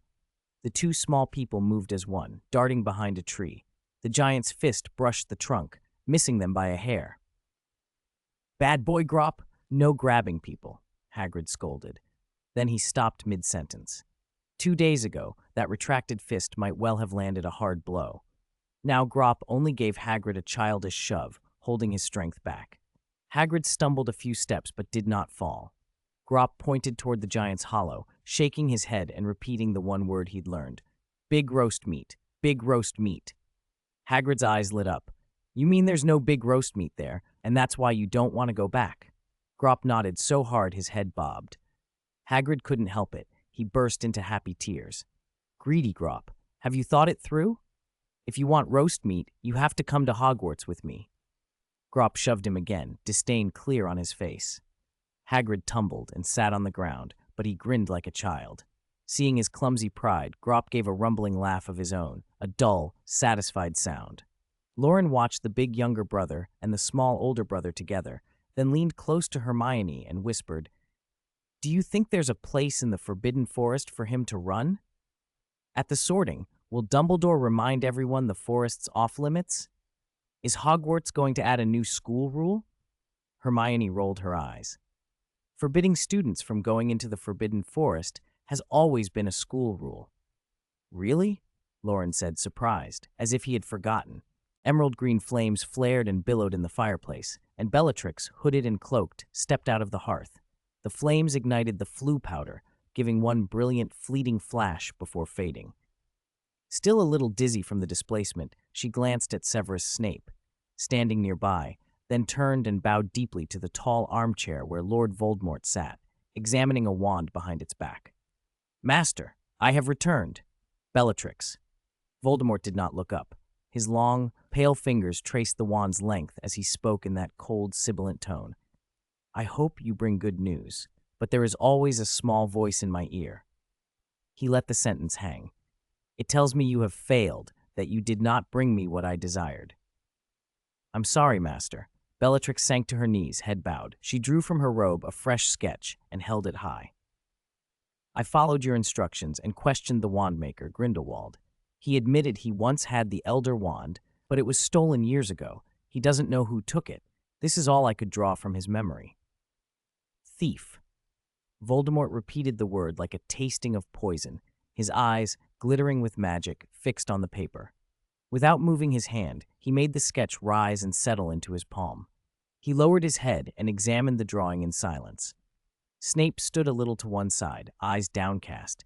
The image of a smiling blonde youth squatting by a window seared into his mind.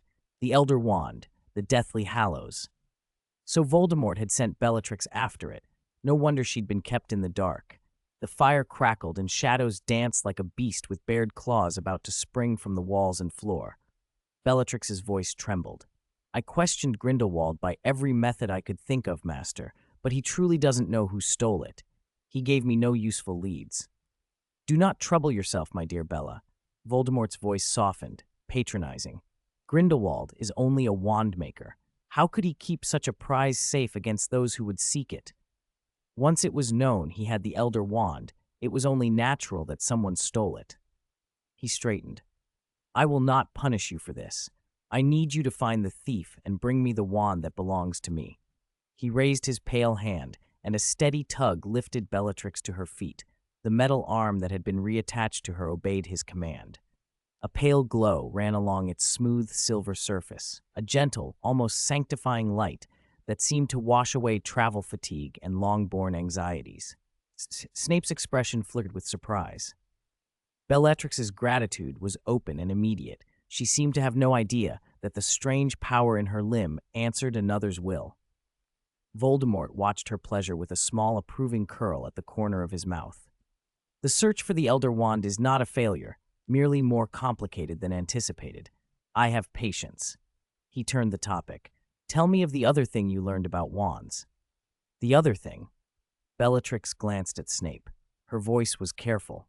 Grindelwald said, if two wands share closely related cores, strange things can happen. Snape's shoulders stiffened as if a cold hand had touched his spine. Voldemort was probing him. Even with a Horcrux dangling as bait, the Dark Lord did not trust him fully. I already know of that, Voldemort said softly. The wand that has been with me for decades refuses to fight Harry Potter. He looked at Severus. Ollivander told you as much, did he not? I need another wand. Any suggestions before I find the Elder Wand? Use a different wand when you face Potter, Snape replied, voice flat, composed. He took his wand from his sleeve as if offering a tool rather than a life. If you wish, I will lend you mine at that moment. He described it without effect. 13.5 inches, birch, snake nerve core. An interesting combination, slightly short for the hand but serviceable. Voldemort examined the wand with evident pleasure and handed it back. Unleash its power well, he said. The Dean of Slytherin requires this wand. The Potions Master requires this wand. A loyal Death Eater requires this wand as well. Snape bowed a fraction as he recovered it, expression unreadable. Then rest my two loyal servants. Yes, Master. A quiet hiss threaded through the room, as if some unseen draught disturbed the firelight. Long shadows trembled. Footsteps sounded in the attic corridor, long, measured taps of hard-soled boots. Snape moved through the dim, his tall, thin figure swallowed by his black robes. He went to his bedchamber, shut the door, and for the first time allowed himself to let his shoulders drop. He lit the room. A dozen candles flickered to life, elongating his shadow across the floor. He sat on the edge of the bed and rubbed his brow. Fatigue pressed on him, but sleep would not come easily. One did not truly rest in a house full of Death Eaters and the Dark Lord. Still, the next term had to begin soon. August 24th, noon. The edge of the Forbidden Forest, near Hagrid's hut. Loren sat on the hut steps, clutching a strip of golden-brown roast meat and barking instructions at Hagrid. The mutton hadn't been marinated long enough, he said. Hagrid needed to cut deeper so the flavors would soak in. They'd only just made it back to Hogwarts after a day's journey from the foot of Ben Nevis. Hagrid had spent hours persuading the centaurs to part with 5 young lambs. They'd worked late into the night cleaning and seasoning them, and Grop had been unable to wait. At dawn, Loren finally convinced Hagrid to start roasting early. A hill-sized giant whining like a child was too much. The lambs were skewered on iron rods over open flames, limbs splayed and slowly turning. Fat drained and sputtered from beneath the skin, filling the air with a delicious, mouth-watering scent. Hagrid's transfiguration was unreliable for something so rustic. They'd gone to the old-fashioned manual turning instead. The half-giant's strength made the work easy, and Fang lay nearby, tail wagging lazily despite the heat. Grop prowled, nose twitching, the smell nearly driving him mad.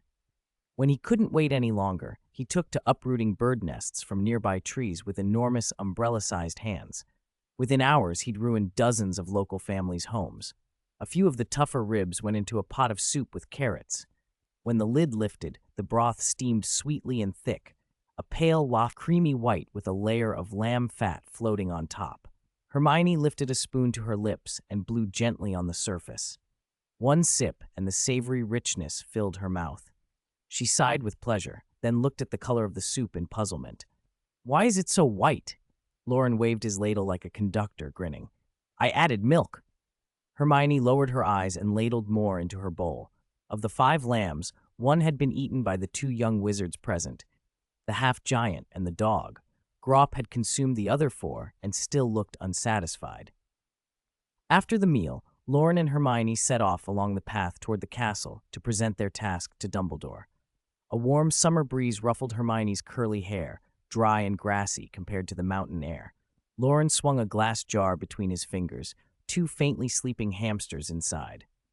"Why don't we just stay at school until term starts?" he suggested. "All our things are in the pendant anyway, and we'd avoid the crush on the Hogwarts Express." Hermione glanced at the hamsters and shook her head. "But we still need to go to Diagon Alley. We must get our things. Let Mrs. Weasley do the shopping and have Harry bring them to school," Loren said cheekily. "That's not the proper start-of-term procedure. Would Professor McGonagall allow it?" Hermione hesitated. "Ask her yourself," Loren said, nodding toward the castle. Professor McGonagall stood just outside the great doors of the castle hall, watching Dolores Umbridge, now the ministry's senior undersecretary, through her square spectacles. Her gaze was a quiet, steady pressure that made Umbridge's composure slip. After a long, strained pause, Umbridge forced a sickly smile. "Professor McGonagall, we are only trying to improve Hogwarts, to ensure a higher standard of education."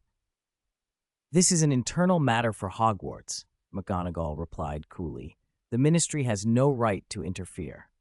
Umbridge's mouth twitched. "The Ministry of Magic is the government of the wizarding world in Britain.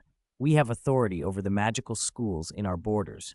You must cooperate with our educational policies." "When Hogwarts was founded," McGonagall said, "the Ministry did not even exist."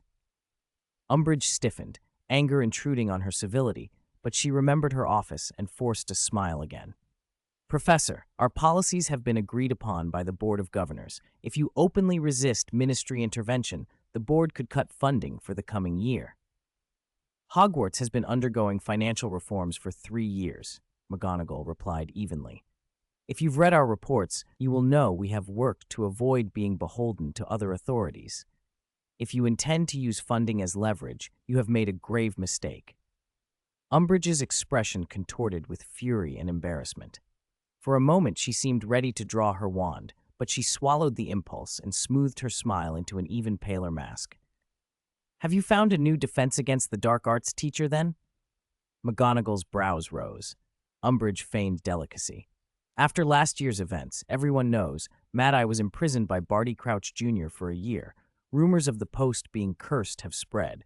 Who would dare accept the position now?" "What are you implying?" McGonagall asked. "Minister Fudge has, considering Hogwarts' unique situation, recommended a suitable candidate." Umbridge laughed a few thin, self-satisfied sounds, then with an exaggerated curl of her finger pointed at herself. "Me. You make rules, and I laugh. You make rules, and I laugh." Brilliant sunlight poured down the long, roomy corridor like golden blossoms opening, bringing life to the quiet, slightly lonely castle. Loren and Hermione strolled through Hogwarts, back after 2 months away, idly eyeing the empty frames where the talking portraits were absent. The portraits seemed to be traveling everywhere. Professor McGonagall walked ahead in her black robes, steady as ever, face neither sad nor pleased, eyes fixed straight ahead. But the old professor's calm was only surface deep. Her lips were set hard. She kept glancing at the glass jar Loren carried. Her brow knit and a low voice squeezed through her teeth. "I must tell Albus what just happened. Loren, Hermione, you've come at the right time. Come with me to the headmaster's office. He's there. Professor, why would Dolores Umbridge ask for a position? Hermione asked cautiously, mirroring McGonagall's pursed lips and furrowed brows. Does she really want the Defense Against the Dark Arts professorship? Over the centuries, some people had treated a Hogwarts post as a stepping stone, building reputation, school board connections, political capital to move into the ministry. Others, like Alastor Moody, had come to teach after long ministry careers because they couldn't settle for a quiet retirement. But no one accepted a Hogwarts chair at the height of their power.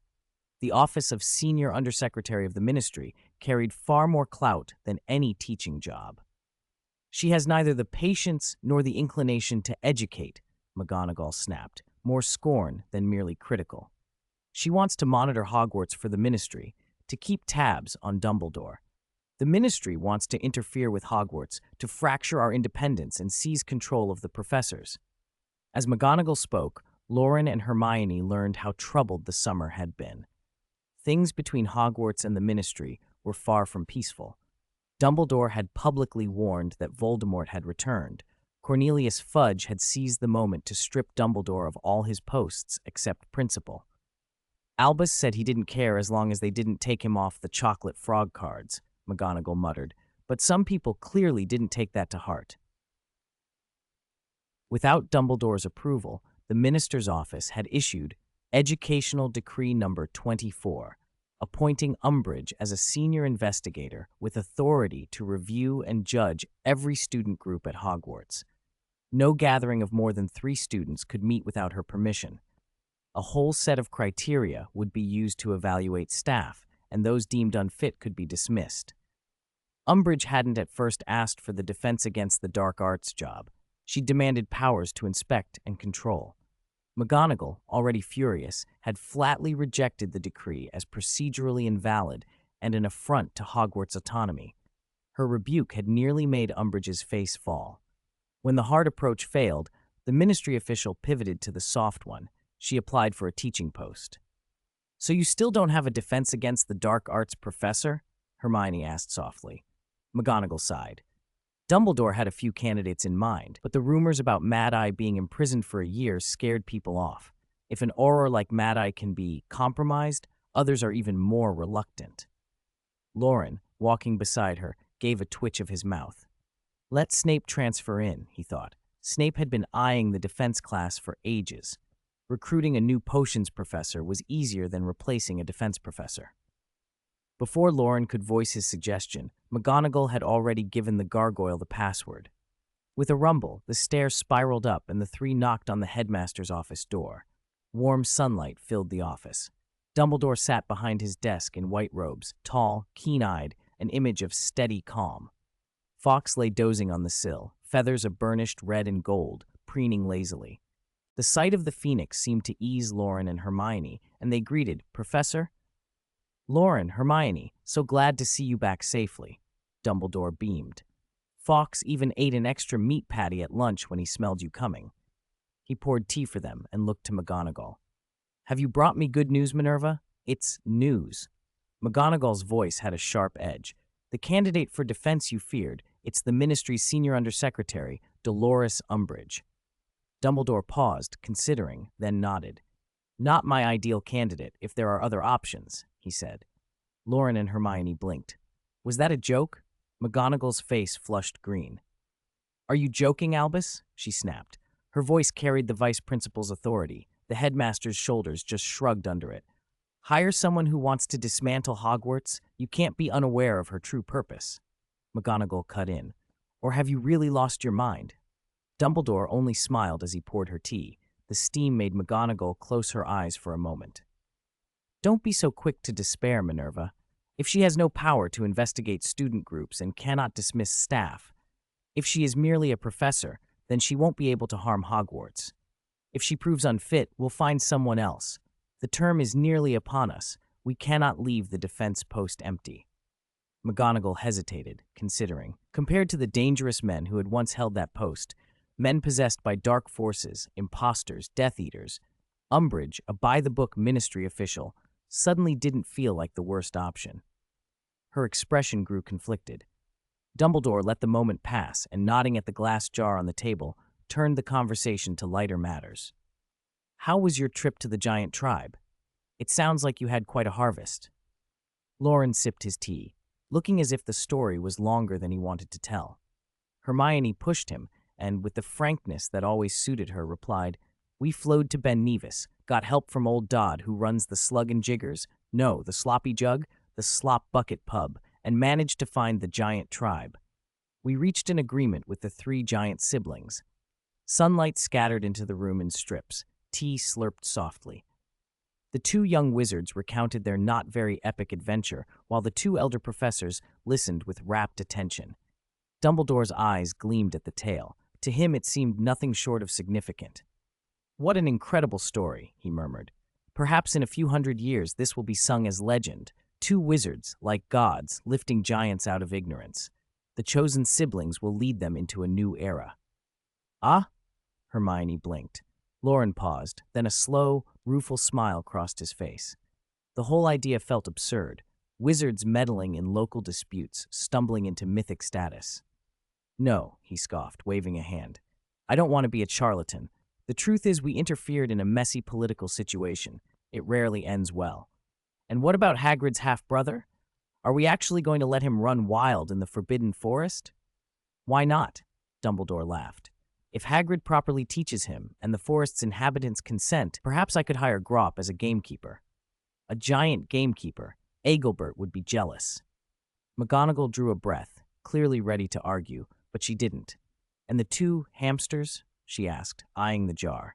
"If they're turned over to the Ministry, they'll end up in Azkaban or worse, and may fall back into Voldemort's hands," Dumbledore said.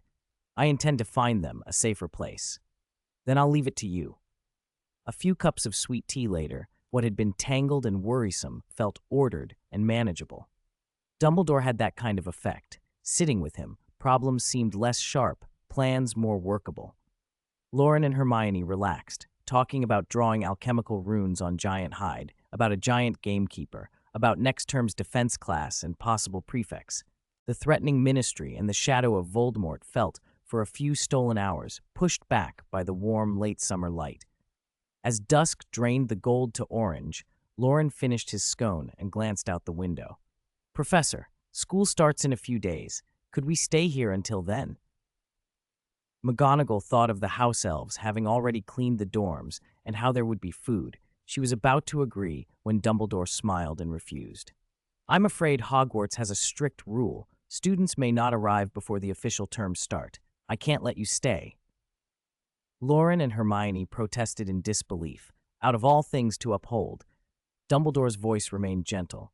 "Considering your long trip back to Grimmauld Place, I've arranged for Fawkes to take you there. Don't worry, it will be quick." "No, Professor Dumbledore," they cried. They were dumbfounded. A scheming Ministry official was welcome as a teacher. A wild giant might be invited to stay in the forest, but two sensible students asking to remain a few extra days were refused for the sake of rules. Dumbledore looked toward the dozing phoenix. "Fawkes, take them back." "Squeak," answered the little bird with its single countersound, and the matter was settled. Grimmauld Place, number 12, kitchen. "So Dumbledore sent you on a dangerous mission, straight into the path of two Death Eaters," Molly said through clenched teeth, the knife and fork screeching on her plate. Tears sprang to her eyes. "We're not dead yet. Why wouldn't he let us go? To put two young people in danger. Albus is truly senile." The rest of the table fell silent. Arthur, Lupin, and Sirius kept their heads bowed, eating carefully. The spread was tempting, but most at table only touched the food nearest them. Arthur broke off a piece of bread and peered longingly at the jam without daring to reach. "Don't worry, Mrs. Weasley. They're back safe, aren't they?" Hermione blurted, flustered. "It wasn't as dangerous as you think." Fred and George exchanged a look. "Thankfully we didn't tell Mum," their eyes said. If they had known the whole truth, the adventure would have been ruined. Harry, Ron, and Ginny sat quietly, glancing now and then at Sirius before looking away. From the corner of the room, Loren watched everyone's faces, taking them in, thoughtful. 5:55. Cave. The morning light slowly brightened around Grimmauld Place. Slivers of sun slid through the window cracks and gilded the girl's long eyelashes. Her lids fluttered, and she opened her eyes with a small, happy smile. Hermione took in the unfamiliar ceiling and the sunlight pooling on the desk by the window. The ink bottle, hovering midair, gleamed with a strange blue-black light. Compared to when she had left not long ago, the spacious, tidy bedroom no longer smelled dank and musty. The duvet smelled warm, of sun. From somewhere down the stairs came the rapid creak of slippered feet on old wood. Her right hand reached out instinctively and found empty bedding. Hermione sat up, blinking at the vacant space beside her pillow. A hollow feeling rose in her chest. After a second, she realized why and felt her face flush. She patted her slightly reddened cheeks. "Oh, Hermione Granger, what are you thinking?" The bed next to hers was empty. Ginny must have already gotten up. Forcing aside her awkwardness, she climbed out of bed, washed quickly, tied her hair back, and dressed in a neat, capable plaid shirt. She put on her shoes and opened the door. Sounds from the downstairs kitchen suddenly sharpened. She had not taken 2 steps out when she met Loren at the stairwell. His hands were still damp. He had clearly just washed. "Good morning, Loren," Hermione said, and her eyes lit up before she quickly dropped her gaze. The memory of that morning flickered through her mind and made her too shy to meet his eyes. Loren studied her with a small frown, then patted her shoulder and led her downstairs. "What's wrong, Hermione? Why are you acting so odd like the others?" "I'm not." Hermione raised her voice without meaning to. Her cheeks warmed again. She shot him an accusing look. "Don't think I don't know. You wiped that water on my clothes." Loren pretended not to hear and lowered his voice. "Hermione, don't you think Harry and the others are hiding something from us? Think about it. We were away on a mission, and these lots stayed holed up in the house for days. They didn't ask us questions. They didn't hold secret meetings. They weren't anxious. Something's off." Hermione rolled her eyes, seeing him change the subject, but the point occurred to her too. "I noticed it last night at dinner. Harry, Ron, Ginny, George, Fred, none of them would meet Mum's eyes, but they kept looking at Sirius. They must be keeping something from everyone. What could it be?" They reached the kitchen and found Mrs. Weasley's early morning efforts laid out on the long table, a generous breakfast. "Hermione, Loren, come sit, freshly fried bacon." Ginny, holding a roughly made sandwich, popped her head out and called, "You must be starving after roughing it these past few days. Mum made this up for you." "Sausages and jam, too. All the stores in the house are empty." Harry smiled. Ron nodded through a mouthful. "Go wash your hands." Molly Weasley, wiping her hands on a tea towel, bustled over and ruffled hair as she moved between the plates. Soon the table was warm and noisy. Cups and plates chimed. Arthur and Bill discussed the morning paper between mouthfuls. George and Fred ate in a hurry, and Remus Lupin held a slice of bread and signaled Sirius by the marmalade. Conversation fluttered around small, ordinary things. "The new Hogwarts supply lists come. I'll take you to Diagon Alley tomorrow," Molly said to the twins, then looked up at them sharply. "Supplies at home are nearly gone. I'm going shopping today. You two stay home and pack, understand? Behave yourselves." "At your command, my queen," George said with an over-the-top bow, grinning. Loren glanced around and noticed the others wearing similarly odd, guilty smiles. Molly added, "And don't tinker with your inventions. Your father and Bill have work to do at the ministry. Remus has to go to the States on business, and only Sirius will be here. He can't handle the mess you two make." "We promise not to cause trouble for Sirius," Fred said solemnly, trying not to laugh. Harry and the rest lowered their heads, shoulders twitching as they struggled to hide their amusement. Even Sirius stared up at the chandelier, as if it suddenly fascinated him. Loren and Hermione exchanged looks that confirmed their suspicion. Everyone was clearly keeping something. After breakfast, the adults dispersed to work, errands, grocery shopping. George and Fred huddled together, murmuring about skiving snack box recipes and poring over notes on doxy venom dosages. Ron bent over his history of magic essay. Harry and Ginny studied a seeker's tactical manual, Harry gesturing and Ginny listening with bright eyes. Loren and Hermione sat close, feigning conversation while they watched the rest. When the hall door finally shut and the echo faded, the atmosphere shifted. The remaining younger wizards gathered at the far end of the table and narrowed their eyes at Loren and Hermione. Ginny shot Hermione a reproachful look that earned no response. Harry and Ron turned accusingly to Loren. George and Fred offered conspiratorial grins. Loren raised an eyebrow, as if he had worked something out. Their gazes held for several long breaths until Ginny couldn't help but grumble. "You two traitors, siding with the grown-ups and hiding important things from us." Loren spread his hands. "I don't know what you mean," he said innocently. "Darn it, you're still hiding it. Creature told us everything. You found Slytherin's locket and gave it to Dumbledore to destroy." Ron burst out. Harry nodded emphatically, but before he could continue, Sirius held up a hand. He addressed the two of them seriously. "Loren, Hermione, we'll tell you the truth. After Creature told us Regulus's story, we decided to go to that cave to get Regulus's body. We've been planning this for days, and today is the best chance." Hermione frowned. "Why keep that a secret? Why not tell Mr. and Mrs. Weasley?" Sirius looked uncomfortably at the table. "Because Harry and the others wanted to come. If we told Arthur and Molly, Harry wouldn't be allowed to go." "But Mrs. Weasley is worried about safety," Hermione pressed. "We discussed it," Sirius said, his voice betraying the tension. "Creature described the cave, and we think the final poison that's in there isn't lethal. If we can block the Inferi, then there's no enormous danger." Hermione opened her mouth to argue, but Harry and Ginny were watching her with pleading eyes, and she held back. Loren lowered his gaze, thinking through memories of the cave's traps, then nodded slowly. "We'll go with you. But when it's over, I have to tell Mrs. Weasley." "No problem," Sirius said. Before he could add more, George and Fred cheered. "School starts soon anyway. At worst, Mum will nag for 2 days. Let's get the adventure done first." Sirius rubbed his face. The kids could disappear back to school. He had no place to hide. He was the adult ringleader. He would handle the consequences later. "Creature, let's go." Creature was very old, barely half a person tall, his skin pale, creased, and slack, his bat-like ears fringed with white hair. For such a thin, small house elf, shifting 8 people at once was a strain. The 8 felt horribly compressed, as if pushed into a thick rubber tube that squeezed the breath out of them.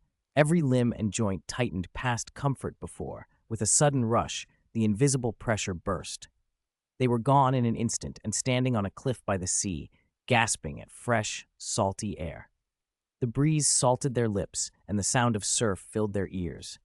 They stood on a tall, black rock jutting out of the water and watched waves rolling in, breaking into white foam.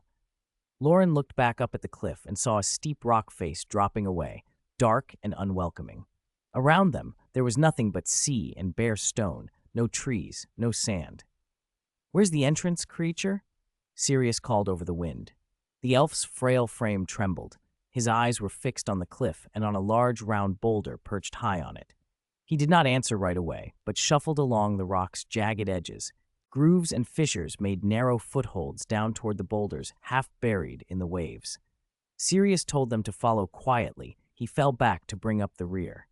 They reached the base of the cliff. The lower rocks were slick with moss and the tang of fish.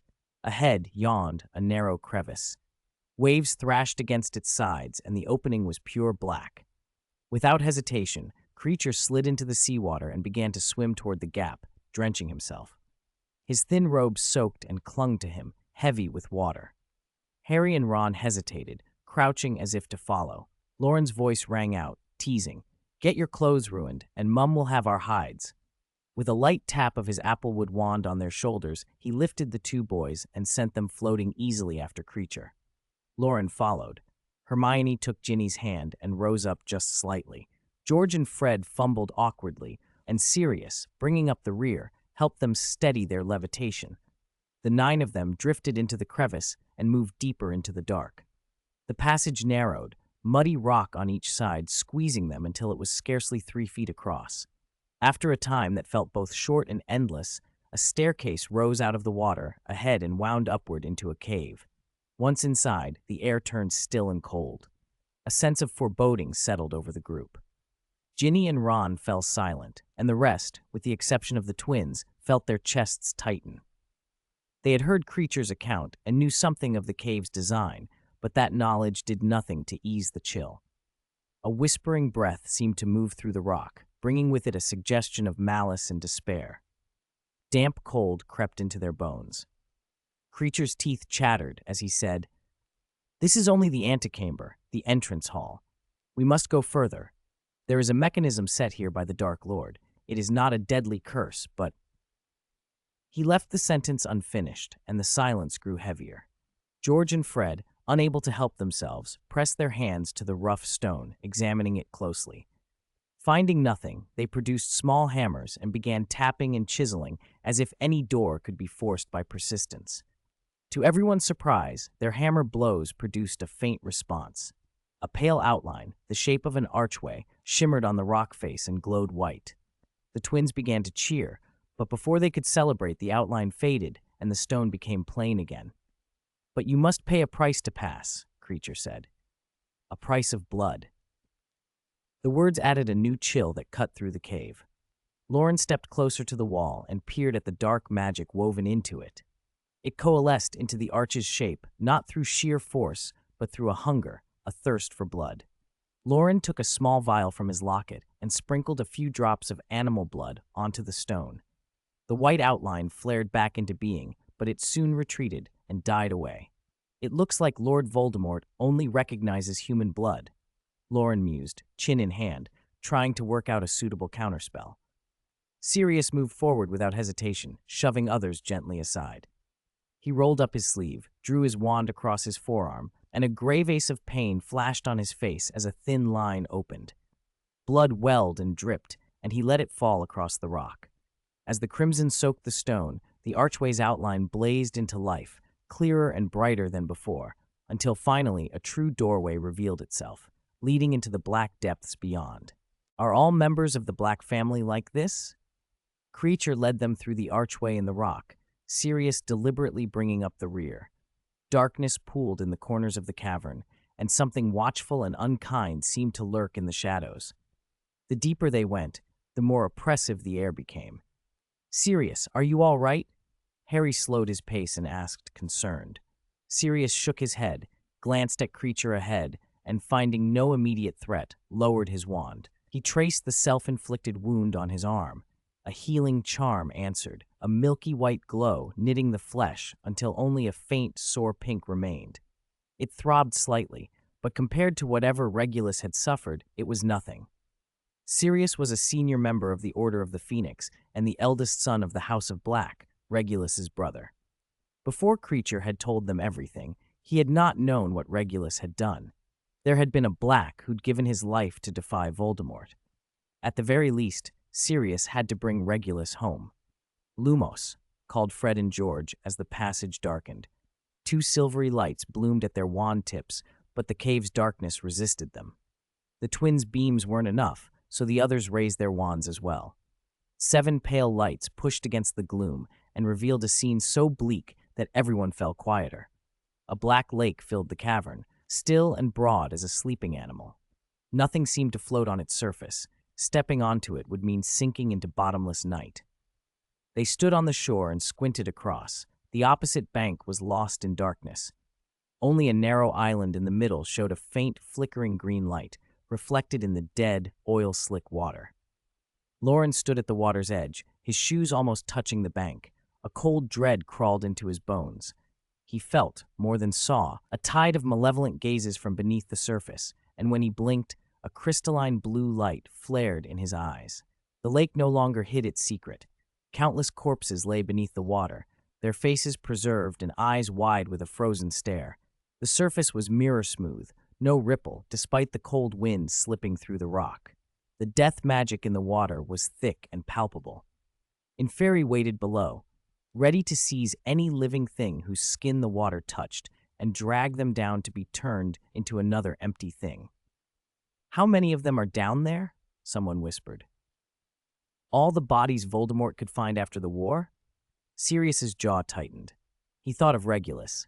If his brother's body lay among those corpses, they would have to search through them to find him.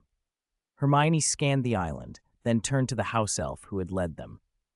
"Creature, is it on that island?" "Why, yes." Creature trembled. He was soaked and shivering. After years of waking to these memories, being here in person had opened the wound again. He spoke in a high, rattling voice. "But you must never touch the water." "We can see that," Hermione said. She tapped Creature's sodden cloth with her wand. It steamed and dried at once as if warmed by a hearth. "How did you get across before? Tell us." Creature bowed and steadied himself. "A boat. The Dark Lord brought us here. Back then there were fewer spells. The Dark Lord enchanted the island, made Creature drink poison, and then went away." He told them what had been sealed for 16 years. Voldemort, at the height of his power, had been fortifying his Horcrux. He had used Regulus, a Death Eater then confused by their leader's brutality, to offer his house elf for a test. Regulus had thought it an honor that the Dark Lord would take a black servant. He had sent Creature. Young Master Regulus said it was his honor, and Creature had to do everything the Dark Lord commanded, and then come home. The poison had burned through Creature like a fire in his gut. He could only watch as Voldemort finished the protections, boarded a boat, and left him to die on the island. The tale played like a nightmare in the glow of their wands.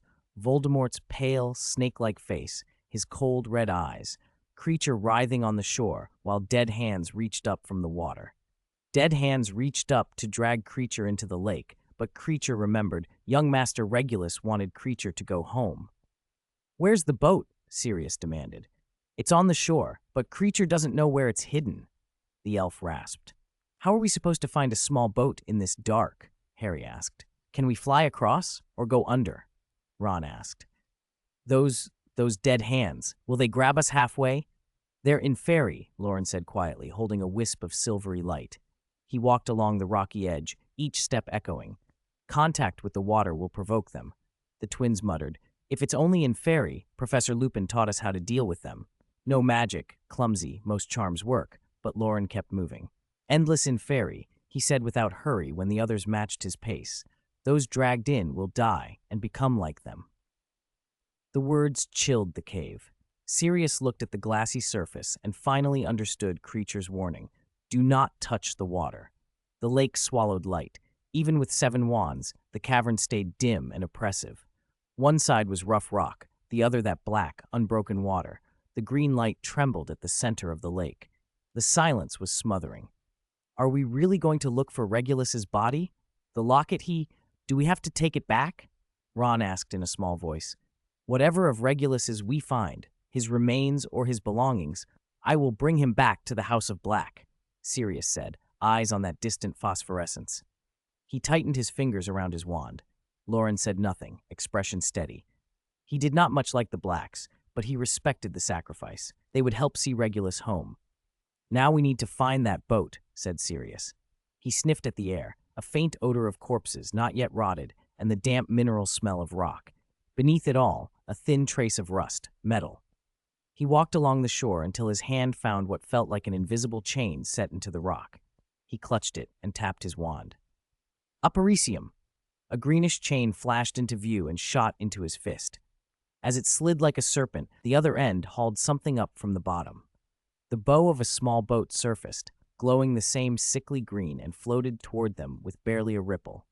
The chain coiled loudly on the stone. "Magic leaves traces, and objects leave scents. My animagus form makes my sense of smell sharper than most," Sirius said with a small, almost triumphant smile. He gave the chain a tug, and the boat thudded against the shore. "Is this boat safe?" Harry asked. Loren scrutinized it for a moment. "It should be. Voldemort would have needed a secure way to reach his Horcrux on the island without rousing the creatures in the lake. So if we cross in his boat, the Inferi won't attack us?" "They shouldn't, at least until they know we are not the Dark Lord. We must be prepared for them to try once they realize," Loren warned. "So far, though, the approach has been manageable." "How will we get everyone across?" George asked. "The boat looks tiny. With Creature, that's 9 of us." Hermione did the math without pause. "It can carry 2 at most, and someone has to row it back each time. If it's 2 people across and 1 back, that's 8 crossings." "Harry and I will go first," Sirius said. He climbed into the boat with practiced ease, and Harry followed, coiling the chain into the bottom. They sat cramped, knees pressed to the gunwales, and the little boat slid away in silence, the bow whispering through the black water. Loren watched them go, lips pressed together. Then he spoke quietly. "Creature, please take the rest of us across." "Yes, Mr. Morgan," Creature replied with a formal bow. The group waiting on the shore looked up at each other, eyes wide, expressions absolutely priceless. 557. It felt as if an invisible rope were pulling the little boat toward the sickly green light at the center of the lake. The boat moved on its own, the solid wooden prow cutting through black water and carving deep ripples across the glassy surface like grooves on a mirror. The farther they went from the shore, the more the cliff behind them and the waiting figures there dissolved into darkness. Harry and Sirius were cramped together in the little boat, a nameless oppression closing in. The cold seemed to leach into their bones from the hull. Their wand light skittered across the murky water, briefly revealing pale, marble-like corpses beneath the surface, pale hair and sodden robes floating like weeds, appearing and vanishing in the gloom. "Sirius, did you see that? That thing just shot up from the water." Harry peered into the depths after a fleeting infurious, nausea turning his stomach. Sirius's face was composed, every movement and tone that of a man used to facing the dark arts. "Don't panic, Harry. We learned this one at school. Inferi, like many creatures of cold and dark, are frightened of light and heat. The flame charm works well on them." A few minutes later, the boat bumped against the rocky islet. Harry and Sirius stepped out carefully, trying not to touch the icy lake water. Turning, they faced the others, and the house elf. Harry's eyes went wide. "How did you get here?" All eyes turned to the figure at the far right. Loren regarded them with the same calm expression and said quietly, "Creature brought us." "But," Harry stammered, speechless. Ginny caught his look, hesitated, then explained softly, "It's like Hogwarts here. Wizard apparition is forbidden, but house elf magic is a different thing." Sirius fell silent. He replayed the last few minutes in his head, finding the boat, boasting about his luck, casually planning the crossing. He had been proud of his instincts, ready to transform into an animagus and tunnel out if need be. And yet Lord Voldemort, who had layered this cave with cruelties and traps to protect his Horcrux, had made one enormous oversight. A house elf could come and go as he pleased. No wonder Creature had managed to slip back. He turned to the pale, miserable house elf. "Creature, tell us what's here. What traps did the Dark Lord set?" Creature's big eyes brimmed with tears. His voice was a hoarse whisper. "A cursed potion. You must drink all of the cursed potion to reveal what's hidden beneath the basin." They all looked to the center of the islet, where the green light glimmered. The islet itself was little more than a flat slab of black stone roughly the size of the headmaster's office. In its center sat a wide stone basin, solid, unadorned, filled to the brim with a quivering emerald liquid that shimmered with phosphorescence. 8 faces and 1 elf were reflected on the glossy surface. Creature's muffled words came from beside them, choked with despair. "Only by drinking it will the thing beneath the basin be revealed. It makes—" "Don't be clever," Sirius said, voice hard. He produced from his robes an ornate goblet bearing the House of Black crest and moved to dip it into the basin. "You're old, Creature. You might not survive this time." Harry grabbed Sirius's wrist. "Don't be impulsive, Sirius. What if it poisons you?" "It won't kill me. Creature drank this once and lived," Sirius said, wrenching his hand free and lowering the goblet into the emerald potion. There was no resistance this time. He set the cup beneath the shimmering surface. "It will probably paralyze me, cause the worst pain you can imagine, make me lose my mind, stop me concentrating." Loren watched Sirius by the green light and seemed to gain a new understanding of the man who had been so brash earlier. "Can you tell what sort of potion this is?" Hermione asked quietly. Loren pressed his fingers toward the liquid, and an invisible wall stopped him. No matter how he tried, touching, probing with spells, something solid and transparent held the liquid in. He leaned forward, palm hovering a short distance above the surface, and gently fanned the air toward himself, drawing the scent in so he could think. "It's crude, a complicated blend of snake venoms, cobra to make muscles fail, unsteady gait, slurred speech, crate to dilate the pupils, blur vision, slacken the face and throat muscles, then spread relaxation until the respiratory muscles fail and the body goes limp. Pit viper to cause dizziness, lack of focus, fever and nausea, a fogged mind, bat bile, nettle extract to make a burning heat inside so unbearable it drives people into the lake, doxy venom, erumpent, mooncalf." Ginny stepped back, one hand clutching Harry's arm. Sirius's eyelids flickered as he fought down the urge to step away. It won't kill you, Loren's voice went on, but the pain will be worse than death. If you stay rational, you'll beg for someone to end you. The survival instinct will rise up, and you'll forget why you came here. You'll resist taking more, and then someone will need to force it into your tightly clamped mouth. Do you understand? Sirius swallowed. His voice was steady when he spoke.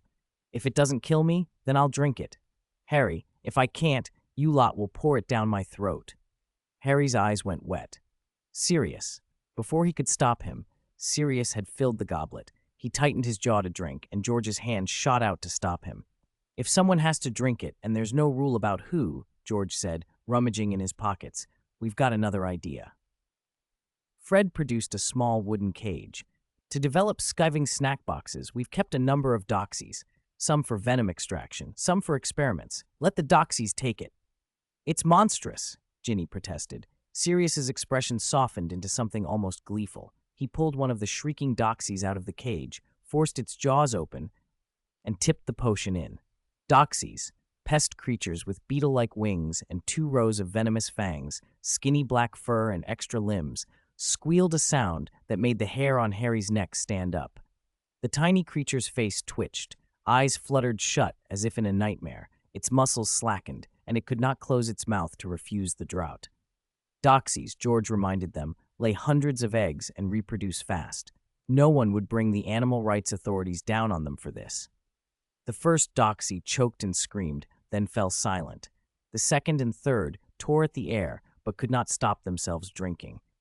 Their cries echoed over the lake and through the cave until the awful sounds faded. Ron watched, pale and shivering. This stuff works better than Mum's pest control potion, he muttered. When they had poured the 12th cup, 4 quivering doxies lay on the stone, keening and writhing. Only then did something shift under the basin, and they saw what the potion had revealed. A small golden locket lay in the belly of the stone. Plain, unassuming, not ornate, no snake emblem of Slytherin, no complicated runes, no sign of invulnerability. Brass, dented, ordinary. Regulus Black's locket. Creature stumbled forward and collapsed at the basin's edge, fingers trembling as he snatched up the locket. Sirius lunged for it, flipped it over, and opened it with hands that trembled. There was no magical trap, no hidden venom, only a folded scrap of parchment. In the dim cave light, he unfolded it and read aloud. To the Dark Lord, I know I will be dead long before you read this, but I want you to know that it was I who discovered your secret. I have stolen the real Horcrux and intend to destroy it as soon as I can. I face death in the hope that when you meet your match, you will be mortal. R.A.B. Regulus Arcturus. Black. Sirius's lips trembled. In his mind rose the face he had known and not known, black hair like his own, pale and scowling in public, small and thin, and never truly fierce. Master Regulus. Creature wailed into the basin, his body shaking, green mucus staining his nose. As grief hung over them, a sickening creak came from the lake. The paralyzed doxies at the water's edge were seizing. Inferi had risen and were reaching for them. Pale, swollen hands snatched the tiny bodies and stuffed them into hungry mouths. Crimson mixed with pale tissue spattered against pale lips and was licked away by bloodless tongues. The lake's surface, once a glass mirror, roiled. White heads and hands surfaced, countless Inferi crawling from the dark. Men and women, old and young, in a chaos of clothing, all with sunken, sightless eyes. Like a school of fish suddenly finding food, they surged toward the rock. Petrificus tallus, someone shouted. Repello muggletum, impedimenta, incarcerus. A volley of charms struck the front ranks, sending Inferi tumbling back into the water. A few were bound, a few tripped, but more were already climbing up the rock. Those in front were only stepped over by their brothers behind them. The withdrawn ropes and stumbling bodies meant nothing to the mass pressing forward. Withered hands clung to slick stone, hollow eyes fixed on them, sodden rags trailing. Defindo, Ginny cried, and with a single, furious spell, she blasted the advancing Inferi at the front into pieces. Limbs and torsos fell apart, robes shredded into rags. Not a drop of blood ran from them. They continued to move, oblivious, reaching out with those skeletal, outstretched hands. 558. Golden Fire Ginny's charms were blunt and simple, cast with the same casual ease as peeling potatoes or carving ribs. No matter how tough or stubborn the target, it softened under the spell. Seeing the Inferi regroup and press their pale, water-slick hands closer, the youngest redhead wasn't discouraged. Her eyes glittered with eagerness. She'd had enough of the oppressive gloom. This was a chance to make some noise and liven things up. A small circle of them stood back to back, clearing Inferi that crawled up from every direction. George and Fred, to Ginny's right, were just as keen. Their wand tips flared. They sent bright shafts of light into the densest clusters, beams that whistled and slammed into piles of the dead. One Inferius took 2 bat bogey hexes squarely and exploded with a sickening crack. Shattered limbs and fragments flew out, sending a dozen other Inferi tumbling into the lake. Splash! Splash! Those bodies fell into the cold water and were trampled by other Inferi, used as stepping stones to climb up. More and more of them swarmed the little island at the lake's center. Their numbers were almost endless. They were far more troublesome than anyone had expected. "Don't use spells that are too destructive," Sirius snapped, alarmed by the flying pieces. He cast a few obstacle charms, tripping a cluster of Inferi to the ground. "Regulus might be in there too. I need to bring his body back intact. Creature, take the children back first." Sirius started. A startled cry from Harry cut him off. "Watch out!" Sirius's pupils tightened. He noticed, too late, a pale hand grasping at his ankle. An Inferius had slipped up under his foot. Then a thick, crimson spell screamed past from the side and hit the Inferius in the face. The clumsy thing was hurled backward by the impact into the press of bodies. Bones cracked and bodies collapsed, creating an empty corridor through the horde. Sirius' eye twitched when he realized Harry had said Expelliarmus as he cast. "Don't think about having Creature take us away first, Sirius. You can't hold back these Inferi alone," Harry called without looking back, firing another powerful Expelliarmus to clear a path. "No buts. Let's find Regulus." Loren shook his head and sent a shower of emerald light from his wand. Each point was a knockback jinx, landing precisely on the foreheads of Inferi that had just climbed ashore and pitching them back into the lake. The press around them thinned almost at once. Only a dozen or so Inferi remained on the small island, and for the first time the faces of the dead were exposed, clear and unmistakable. Sirius pressed his lips together, a tangle of feelings rising in him. Guilt for dragging the children into danger, relief at the sudden easing of pressure, and a fragile hope that they could still recover Regulus. They had been saved by Harry's Expelliarmus and Loren's quick work. For the first time since this began, he felt less like a professor and more like a brother with a purpose. Relying on Loren's rapid spells and Harry's clearing charms, they kept the number of Inferi onshore manageable. Sirius and Creature went through them one by one, checking clothing and features. If it wasn't Regulus, they destroyed the Inferius on the spot. The burst of charms continued for about an hour. Sirius stood, circling, identifying, whispering under his breath. "Female, no. Elderly, no. Long hair, no." Loren worked next to him, crystal blue light flaring in his dark eyes. Where Sirius judged by sight, Loren judged faster by magic. Among the countless Inferi, most bore no traces of magic. A few showed faint, dim auras. "Found him," Loren said. An Inferius stumbled up onto the rock and stood, wobbling. The moment Sirius looked at that pale, familiar face, a chill ran over him. Creature trembled beside him. A hot, involuntary sorrow welled in Sirius's eyes on that damp, cold island.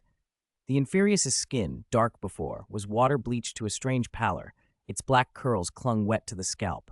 It wasn't tall. Its expensive robes, soaked, clung to the body. "Master Regulus!" Creature cried, a choked, desperate sound. "Regulus," Sirius murmured back but kept his head. He knew the soul had left that body years ago. Only the dead thing's instincts remained. He cast Accio to bind the Inferius, stepped forward, and picked up the body. It was cold as death, with no warmth or blood. Forcing a smile, he said, "Found him. Let's go." The smell of decay hit him and he choked. Lake water splashed his face and slid down. Harry said nothing, merely walking over. The others gathered close, hands resting on Creature's arm. "Wait," Loren said, tightening his grip on his wand and sending one last knockback jinx. The Inferi still trying to climb ashore were knocked back into the water, but that was not all. A great surge of power rose within Loren. The curl of hair on his forehead lifted as if stirred by that force.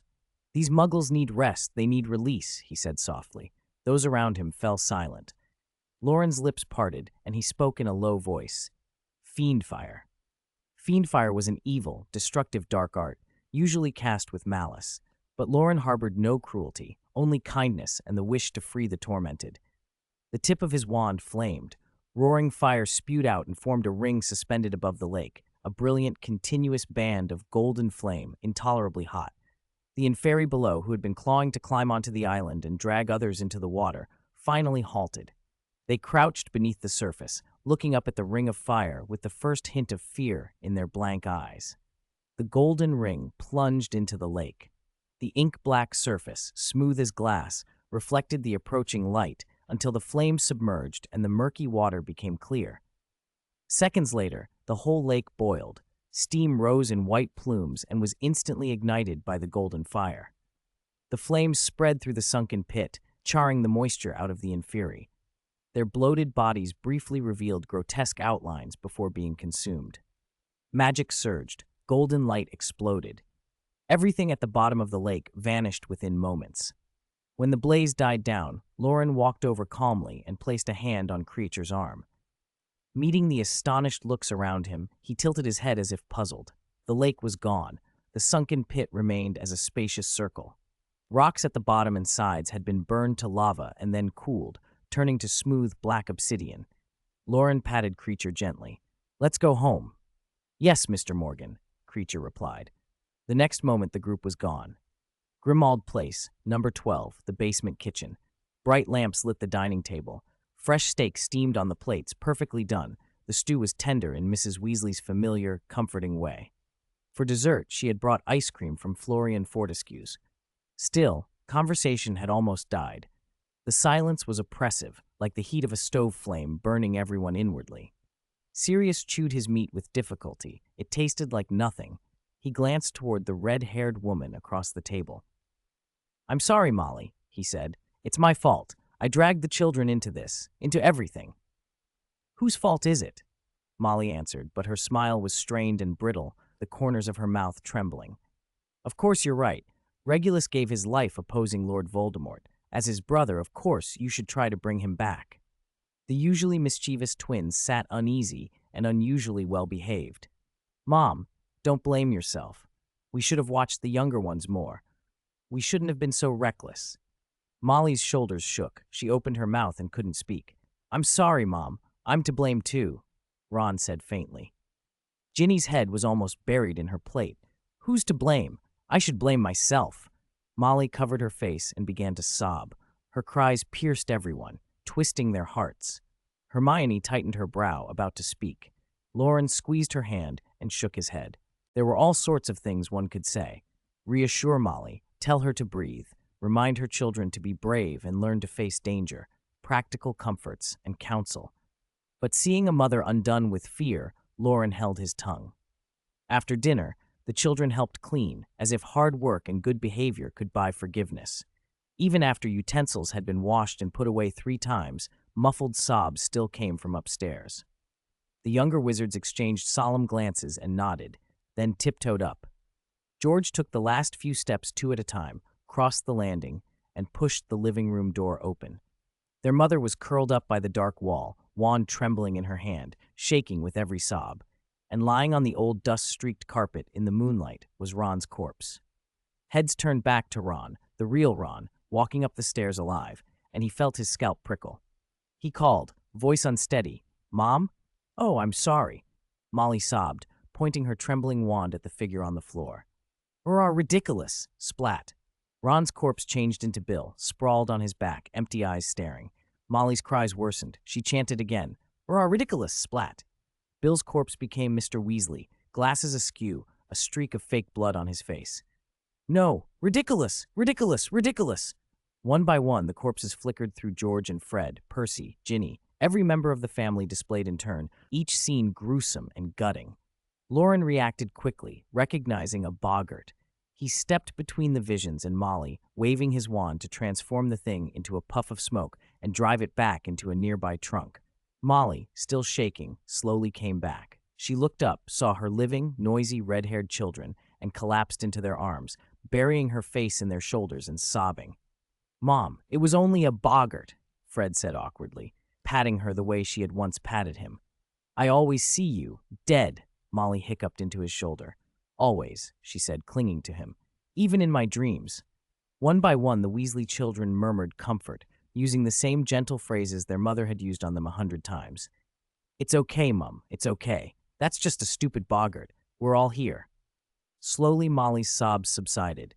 She wiped her face hard with her sleeve, looked up, embarrassed and still trembling. Don't tell your father. I don't want him to know. I'm so silly. I can't even face a boggart." "Oh," Fred stretched the word out in a mock solemn voice. "This is leverage."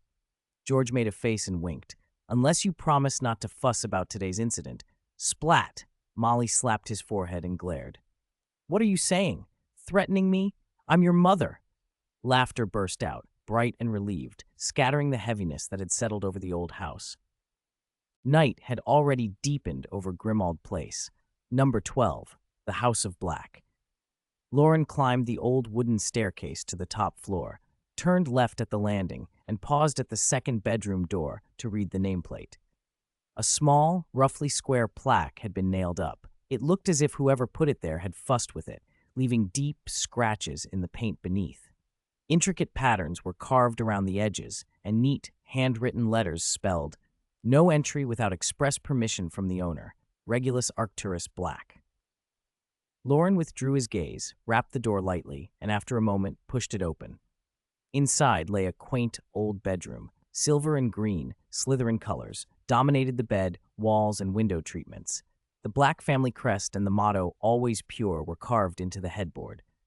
Piles of yellowed clippings, arranged in irregular collages, gathered dust by the bed. The bed itself looked recently tidied and therefore brighter than the rest of the room.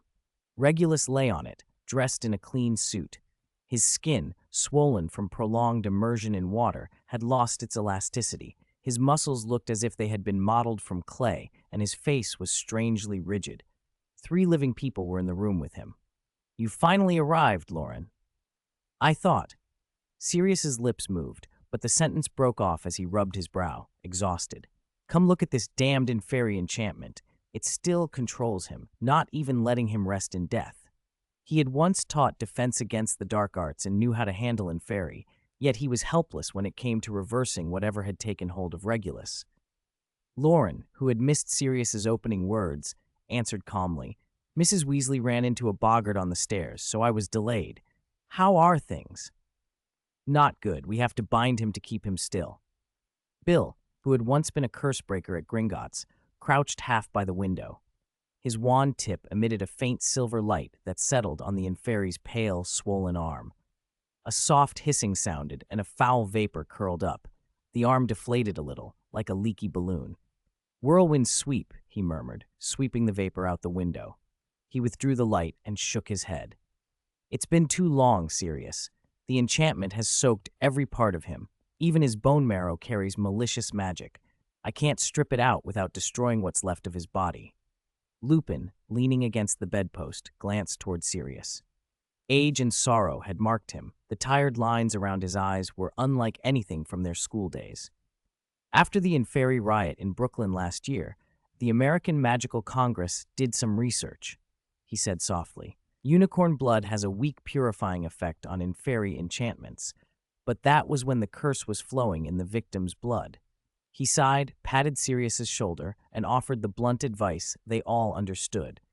"Cremate him, Sirius. It would be a release. If he could choose in the next world, he would want that." Sirius's lips trembled. He drew a breath and turned a hopeful, pleading look to Loren. Loren had already guessed what the answer would be, but he stepped closer to inspect the inferi anyway. He pressed on a bloated forearm. The muscle sagged and failed to spring back, utterly without tone. From the time Regulus had been pulled from the lake until now, more than 12 hours had passed. His limbs were chillingly cold, far below room temperature. Loren rested his wand on Regulus's chest and channeled a warm current of magic through the skin. There was no blood in the body, only lake water, saturated with curse. Yet the warmth pushed into the heart that had not been beating for decades and tried to travel through the vessels. An ominous aura dispersed the magic almost as quickly as it moved. Bill's eyes brightened at the sight. He recognized the attempt to use circulation to carry a healing charm, an insightful approach that, combined with curse-breaking techniques, might have helped if the blood had still been present. Loren closed his hand around his wand and shook his head. I can't do anything either. Sirius's gaze went dim. He bowed his head and looked at the face that belonged half to memory and half to some stranger, voice hoarse. I understand. Outside the window, the moon hung like a sliver between the treetops, cold and pale. The late summer sky was clear, and in the center of Leo, the constellation, a star named for Regulus, gave a faint blue-white glow, an old, distant symbol of compassion and kindness. There were no flickering candles, no dirge, no flowers. As the second son of the Black family, Regulus Arcturus Black received a quiet farewell. No guests came. No one from the Order could have been invited to a Death Eater's funeral, and a Death Eater who turned against Voldemort was awkward company for his old friends. Apart from those already staying in the house, no one had been told. In the old house's hall, 2 rows of candles floated silently, their pale light illuminating the corridor. Dark curtains that were usually shut were drawn open. The portrait of Mrs. Black, usually a torrent of fiery denunciations, hung unusually still, staring blankly at the small urn. An ancient house elf crouched behind the curtains, clutching a locket to his chest, tears streaming from his large eyes and soaking the fabric. Dumbledore stood behind the main table. His solemn voice filled the house. Regulus Arcturus Black, a gifted young man. His courtesy and gentleness left a deep impression on us.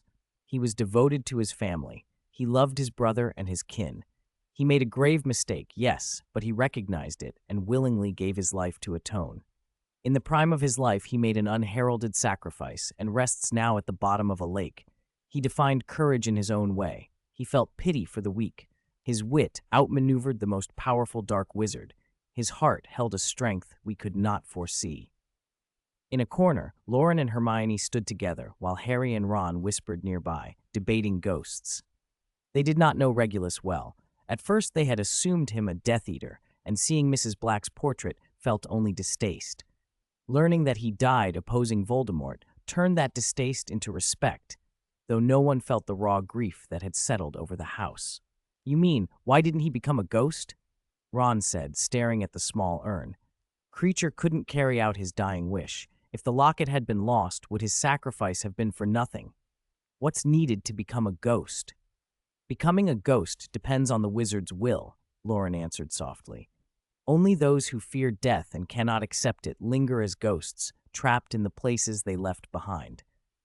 But Regulus wasn't afraid of death, Sirius said from behind them, his voice rough. He had shaved his unkempt hair short while living as a muggle, but it had grown back in careless black curls that now fell over bloodshot eyes. He hadn't slept for 2 nights. One night had been spent keeping vigil over Regulus's body before cremation, the next talking to his brother's things. He was brave, braver than I was.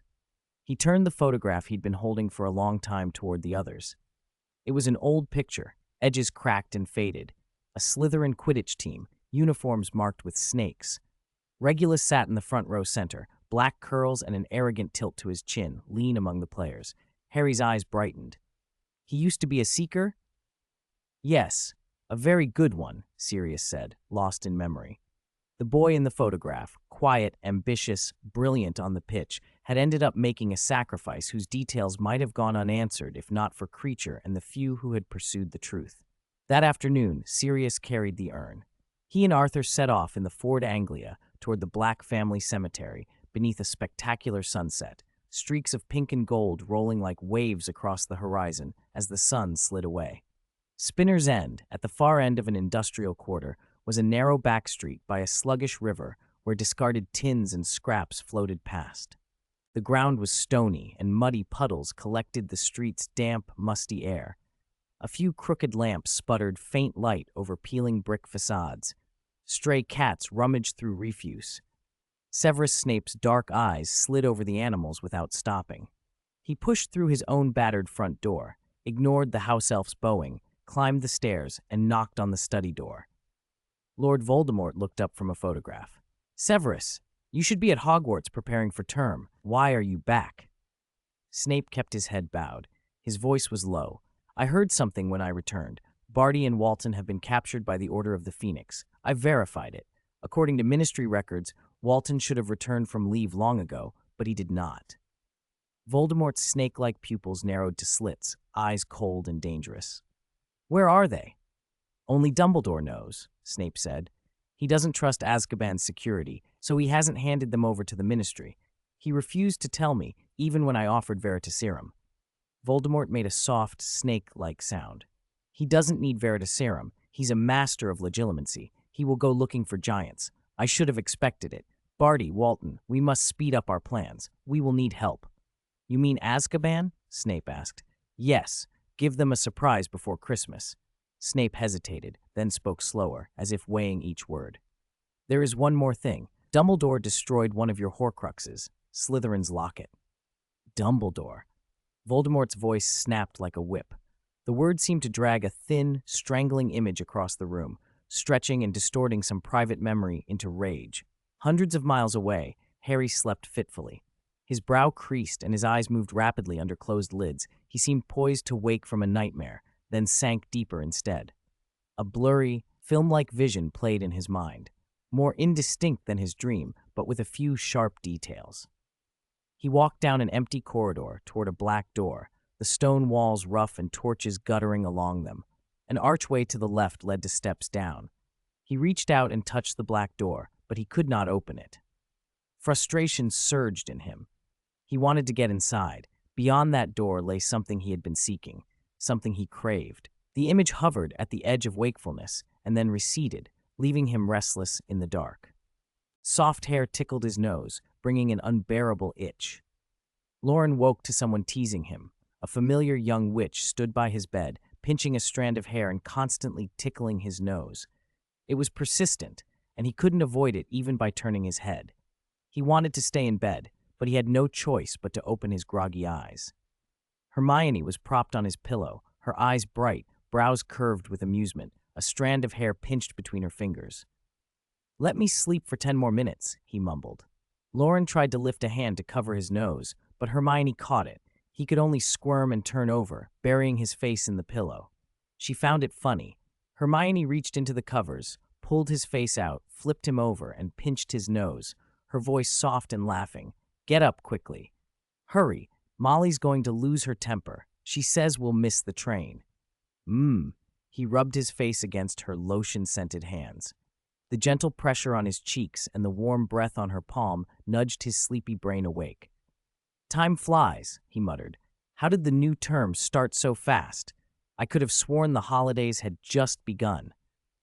Hermione withdrew her hand a little at the ticklish breath. She cupped his chin and hauled him out from under the duvet. "You said the same thing yesterday when we went to Diagon Alley to buy school supplies. You're still dreaming." Her tone hardened slightly as she shook him. People half awake were always easy to bully. She couldn't do this when he was fully alert. "Buying things in Diagon Alley." Loren hummed through his nose, reached around and wrapped his arms around her waist, resting his head against her. He mumbled, half asleep. "Oh, right. We went to Diagon Alley yesterday. The break is over. We have to catch the train today." "Yes, so hurry and get out of bed," Hermione coaxed. Suddenly, she noticed the weight against her slacken. He'd fallen asleep again.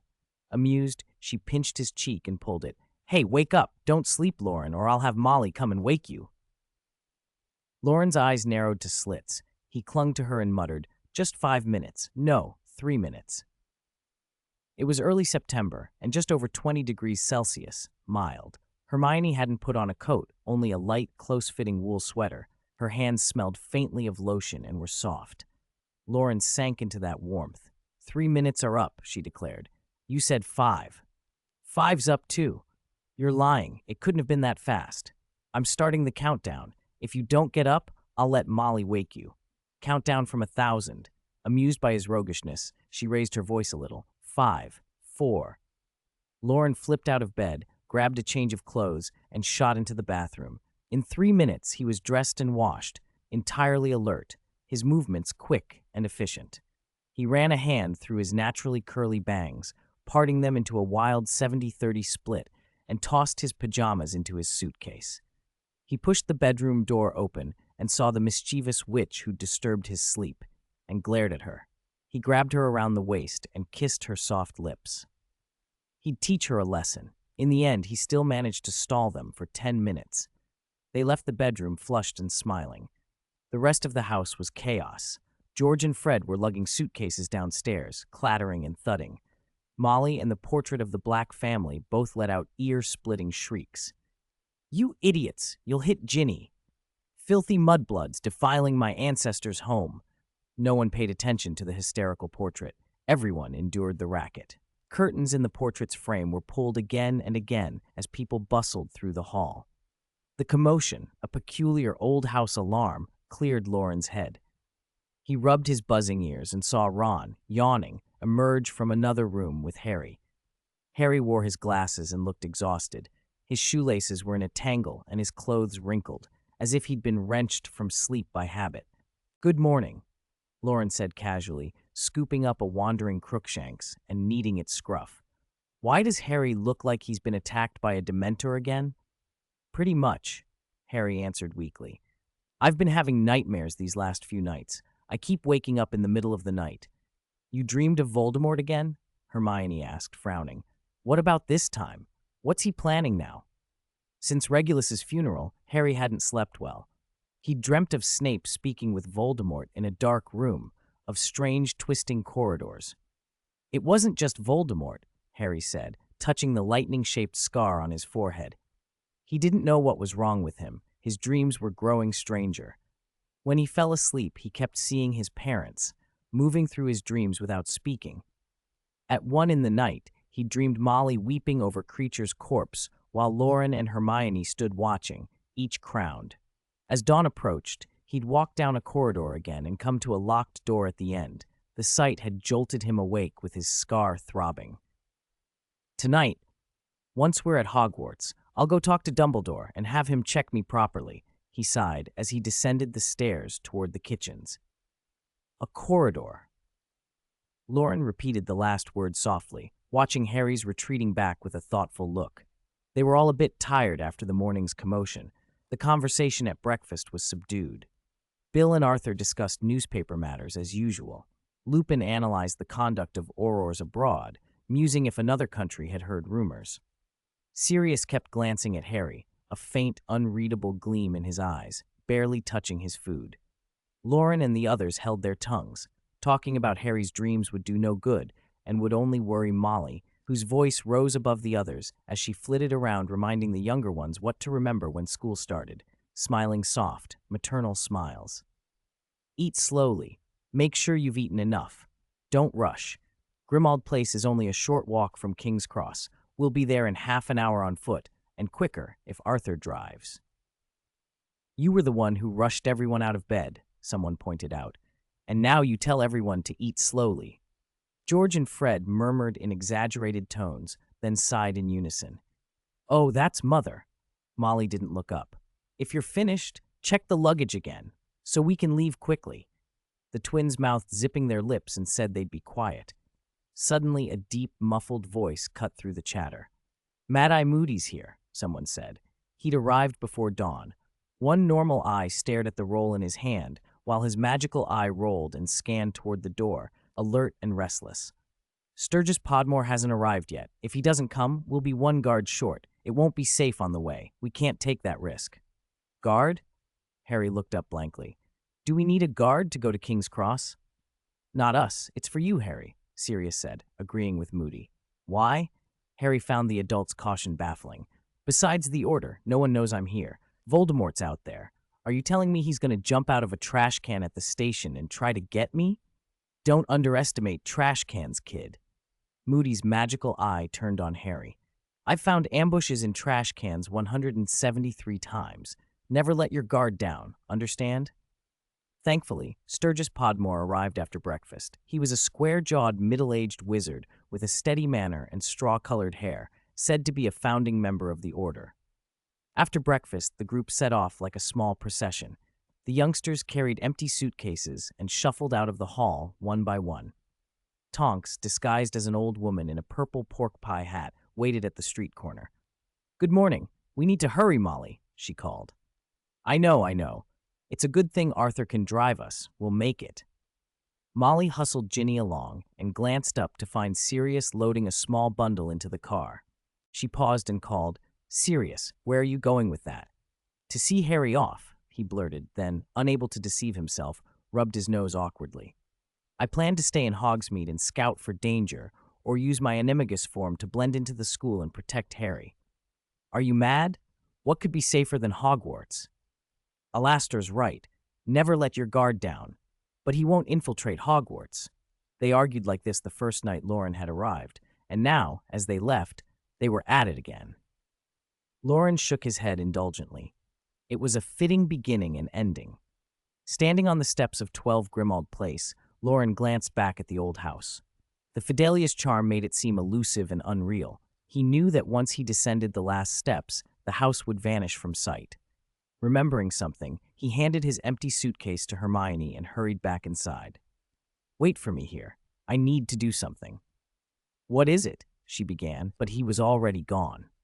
Hermione shrugged, looked at the suitcase, and decided she'd complain to Bates later. The candles in the hall had been blown out, and the portrait curtains were closed. The house was nearly empty. Those who worked were off to their jobs. Those who studied were off to school. Only one house elf remained besides the odd stray doxy. Loren went straight up to the second-floor sitting room, turned right, and found an old cupboard. He tapped twice. The door opened in reply. "Creature." The house elf was curled in the cupboard, clutching a tattered, filthy blanket, a small locket hanging at his neck. He looked up, recognized the knocker, and his cloudy eyes focused. "Is there anything Mr. Morgan requires of Creature?" "I want to talk to you," Loren said. "You speak?" Creature asked, slowly emerging. House elves did not think in terms of bloodlines the way wizards did. Still, Creature's behavior had always reflected what he thought his master wanted. Loren had honored Regulus's last wishes and had helped retrieve his body. Creature had begun to respond with a kind of wary respect. "Let's talk about the future," Loren said. He didn't have fondness for the elf. His dislike hadn't changed, but he spoke plainly. "This house belongs to Sirius Black now. By your rules, he is your master. I know you, and he despise each other and refuse to accept one another." "Creature's wish has been fulfilled. Creature doesn't care," Creature rasped. "But you're not dead yet. You still want a new satisfactory master." "Mr. Morgan still suspects Creature will betray." Creature's voice sharpened. "House elves would never do such a thing. Creature once thought to find a mistress, but Creature understands now. The mistress is with the Dark Lord, and young Master Regulus would never want Creature to go to her. Creature will not do that." "You misunderstand me," glancing at the locket in Creature's hands. "I don't mean betray. I mean, since you can't serve Bellatrix and you won't accept your current master, why not make a change yourself?" "Change? What change?" Creature asked, puzzled. "Cultivate a new, suitable master," Loren said slowly. The suggestion slipped into Creature's mind like a whisper, echoing, "He already has a fiancée. If a new heir is born in the House of Black, you will have a new master too, a bright, clean slate." Creature hugged the locket to his chest. He could feel something in him that had been decaying stir awake, his old loyalties and hopes quickening. He went quiet, thinking. 10 minutes later, Hermione watched Loren stride back out and handed both suitcases to him.